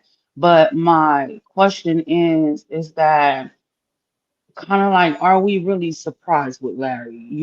Because how I'm looking at it is that I think that he learned from the best. I think he learned, you know, from who his mentor was, who his teacher was. And I think that they're just at the point to where some way, somehow, the student then found a way, to kind of teach the teacher a lesson. He wasn't ready for Right, that. right. you know, That was a change of events, wasn't it? right. And that's just how I'm looking at it. And it's like even with Bishop Bernard, and I use that title very loosely, it's like to me, like I agree with you. I do believe that he started off right, but Hmm. some way down the line, I don't know what happened. He just Money lost corrupts. sight. Money corrupts. Oh, Let me absolutely. tell you, when you get used to a life of freedom, and I was talking to a client today, and the client and I were having a conversation, and we were talking about when you go from having a lot of money to not having money, people think that it's the money that you're after. They don't realize that what you're actually after is the feeling of freedom that you have that the money gives you. It's nothing like living a life where you can do what you want to do, go where you want to go at any time. If you've never experienced that, then you don't know what that feeling is like. It's different when you go from making $35,000 a year to $100K a year. Life and Hmm. things become a little bit different. You get a lot more freedom than what you had at another particular point. And that's why the client and I, we had a wonderful conversation today about that. And shout out to her. She knows who she is. I won't say her name, even though she told me it was okay for me to do that. But I like to keep y'all so people won't be bothering y'all. I like to keep you guys' names out of it. But just let me say, it's the freedom that you're out. And I think Bernard Jordan at one particular point in time had a heart after God. Now, do I believe that now he's allowed the lights, the camera, the action, the money to interfere? I absolutely do. And God will still Hmm. let you operate and do your stuff and his hand not even be on you. Hmm. That's Hmm. my opinion. Yeah, I think it goes for a lot of people that started off strong. A lot of people that we do know, they started off strong and they were speaking, the word of God. But later down the line, we have seen a different talk. We have seen a different thing, and we like, well, hold on. Like, why you're not still teaching the same thing? So I absolutely agree with you, but that's why I came on because it's like, here's the thing, right? It's like I see, which I think Larry is the scum of the earth. I hate what he stands for. I hate what he teaches.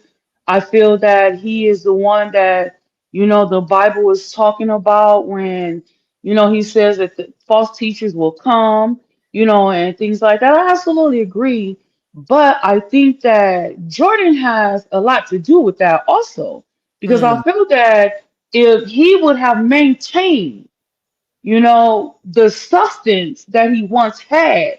Then once a Larry will come, then Larry, if he wasn't about that life, then he would have retreated from that. right. But I feel that because Jordan taught him how to Mhm. do these things, Then I feel Larry got it and then got his own stuff and then took it to another Yeah, level. because he doesn't really need him anymore. But I want to give you guys something tonight. I meant to tell you guys, and thank y'all for hanging in with me tonight on this.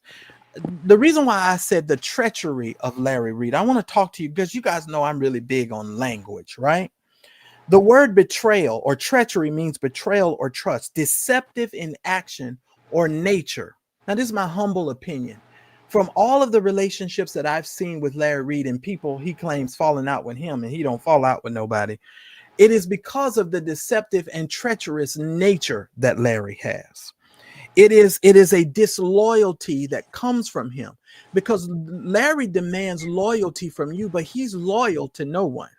And see, here's the thing, and this is the dangerous thing about a lot of vloggers and a lot of people on this here internet. You are expecting someone to be loyal to you when all of his other relationships and his patterns of behavior has shown you he's not loyal to anyone but himself. So your expectation of loyalty is unrealistic. And you are setting yourself up for monumental failure thinking that this man is going to be loyal to you. This is a man, Bernard Jordan is a man that he claims that God sent him to. And see, this is where I lose it. This is where I lose it. You said God told you that this man was supposed to be your mentor, but you get to make the decision on when to walk away, not God. And so that whole stupid story that you told about Donald Trump in the water, that was supposed to convince everybody that God changed his mind and gave you another mentor? Really? I'm just saying, you all. Bonji, I think you have something that you want to say. And okay, let's assume things transpired that way.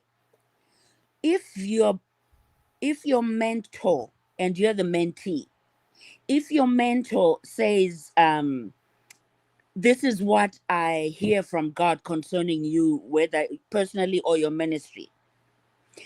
If that word does not resonate within your spirit, isn't it the responsibility to go into your prayer closet and pray Yeah, and seek the Lord on what to do concerning whatever the issue is, instead of coming online and now having to read us your text messages? I think there's a level of maturity right, that is lacking in right. some of our Christian leaders, because it's as if, you know how when you have a baby, you feed the baby formula. As the baby grows, you change the diet. Right. Some of the people that I've been in contact with in Larry's chats, it's a little challenging trying to figure out, okay, so what does this relationship look like? Right. And another thing for me, another question, this is nothing spiritual, but something that's been at the back of my mind since I first saw him was, where is all the money for the diamonds coming from? What you now? I'm gonna speculate again, and this is alleged. I don't know this to be a fact, but Larry doesn't work. So where would he get the money except from the NBN network and from the money that the people give? Where would that stuff come from? It has to come from that money because are these records and these singles that he's putting out, are they hitting the chart so that he's making millions of dollars? Because at some point somebody told me, he said one of the necklaces that he wore was over $100,000. So I mean, really? Come on. And I'm speculating. I don't know. And to be honest with you, and I'm saying it right. Is it Bongi, right? Bongi. Okay. Listen. I've come to grips, and this is how I keep my peace, and God is my solemn witness. When I have these discussions about Larry, I have to remove my emotions from it. And if you all can't tell, I have really changed my way of thinking about a lot of this stuff. Okay. And I've tried to mature myself to a place to where I can give people their flowers when they deserve them, but I also can call it out. There is something so sinister about what Larry is saying here in this video that it leaves a very bad taste in my mouth with you saying that God told you that this man was supposed to be your mentor. And all of a sudden God came riding in on a wave. And then God said, no, he's not supposed to be your mentor anymore because you're a prophet, that he voted for Donald Trump. So Donald Trump, look how Donald Trump is severing Supersedes God. Donald Trump caused you to walk away from your mentor that you say God told you that you were supposed to be mentored by. Just being me. Thank you so very much for putting a color on it. I appreciate it. But Bongbi, I'm really shocked that he could be so reckless. Now I know y'all talking about y'all not surprised, but Larry claims to be changing, and he claims to be a person who is enlightened, and he claims to be a person who is trying to, do things better, removing videos off his platform. And he just tried to assassinate the man that he claimed God told him is supposed to be his mentor. That's very telling.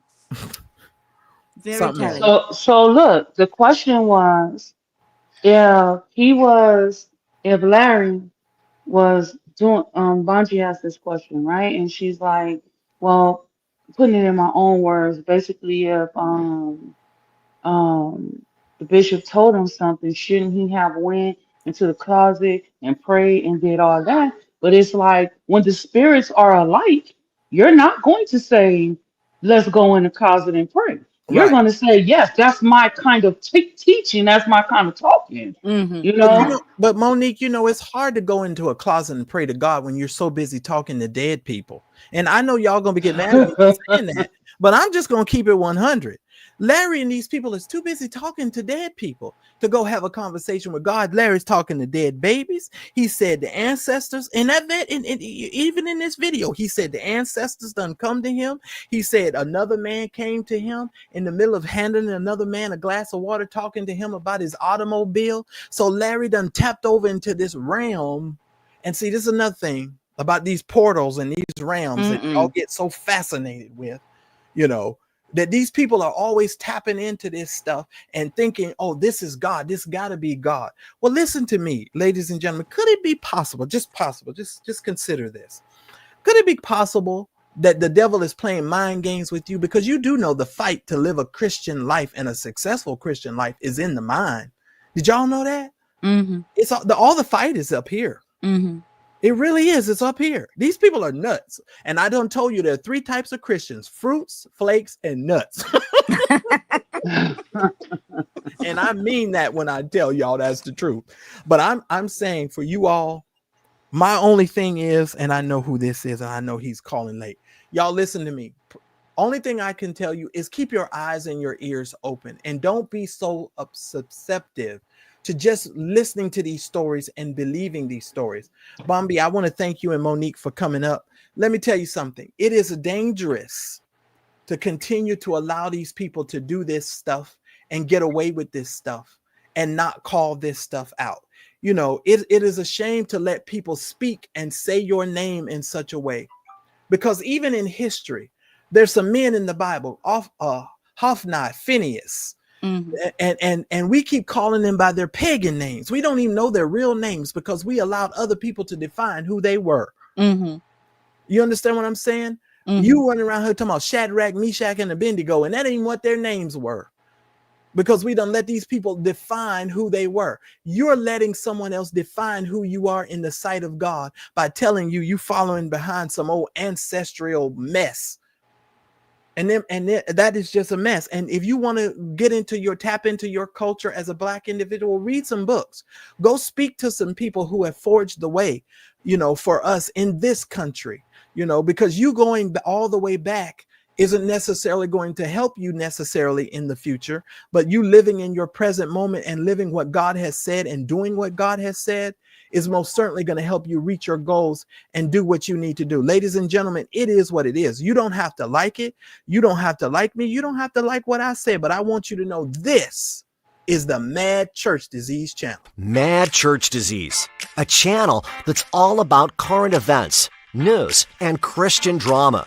A channel that's dedicated to our forgotten brothers and sisters throughout the ages. Our brothers and sisters who courageously stepped outside the safe bounds of institutional Christianity to tell the truth. A channel whose goal is to help the average person understand that Jesus plus nothing is everything. So like, comment, subscribe, and smash the notifications button to be a part of this channel. Thanks everyone for watching. Your support means the world to us. Please make sure that you hit the like button, and please make sure that you subscribe to the channel, and make sure you hit the bell icon, and make sure you press all notifications so that way you will never miss any of the exclusive content that comes on my channel.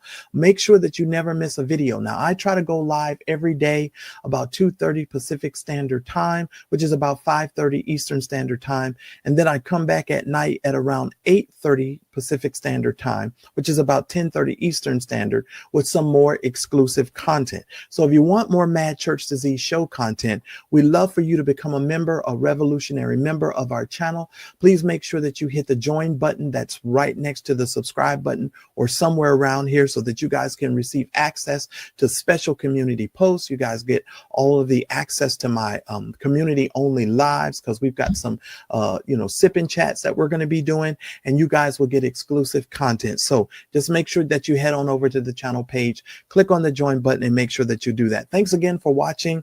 I appreciate your love and support, and I'll see you on my very next video. We are Mad Church Disease, helping you understand that Jesus plus nothing is everything. This is a show for everyone, believers and non-believers, from churched to the unchurched. Help us grow the channel by supporting our non-profit causes and create more consistent content. Donate by Cash App or PayPal, or buy us a coffee at buymeacoffee.com.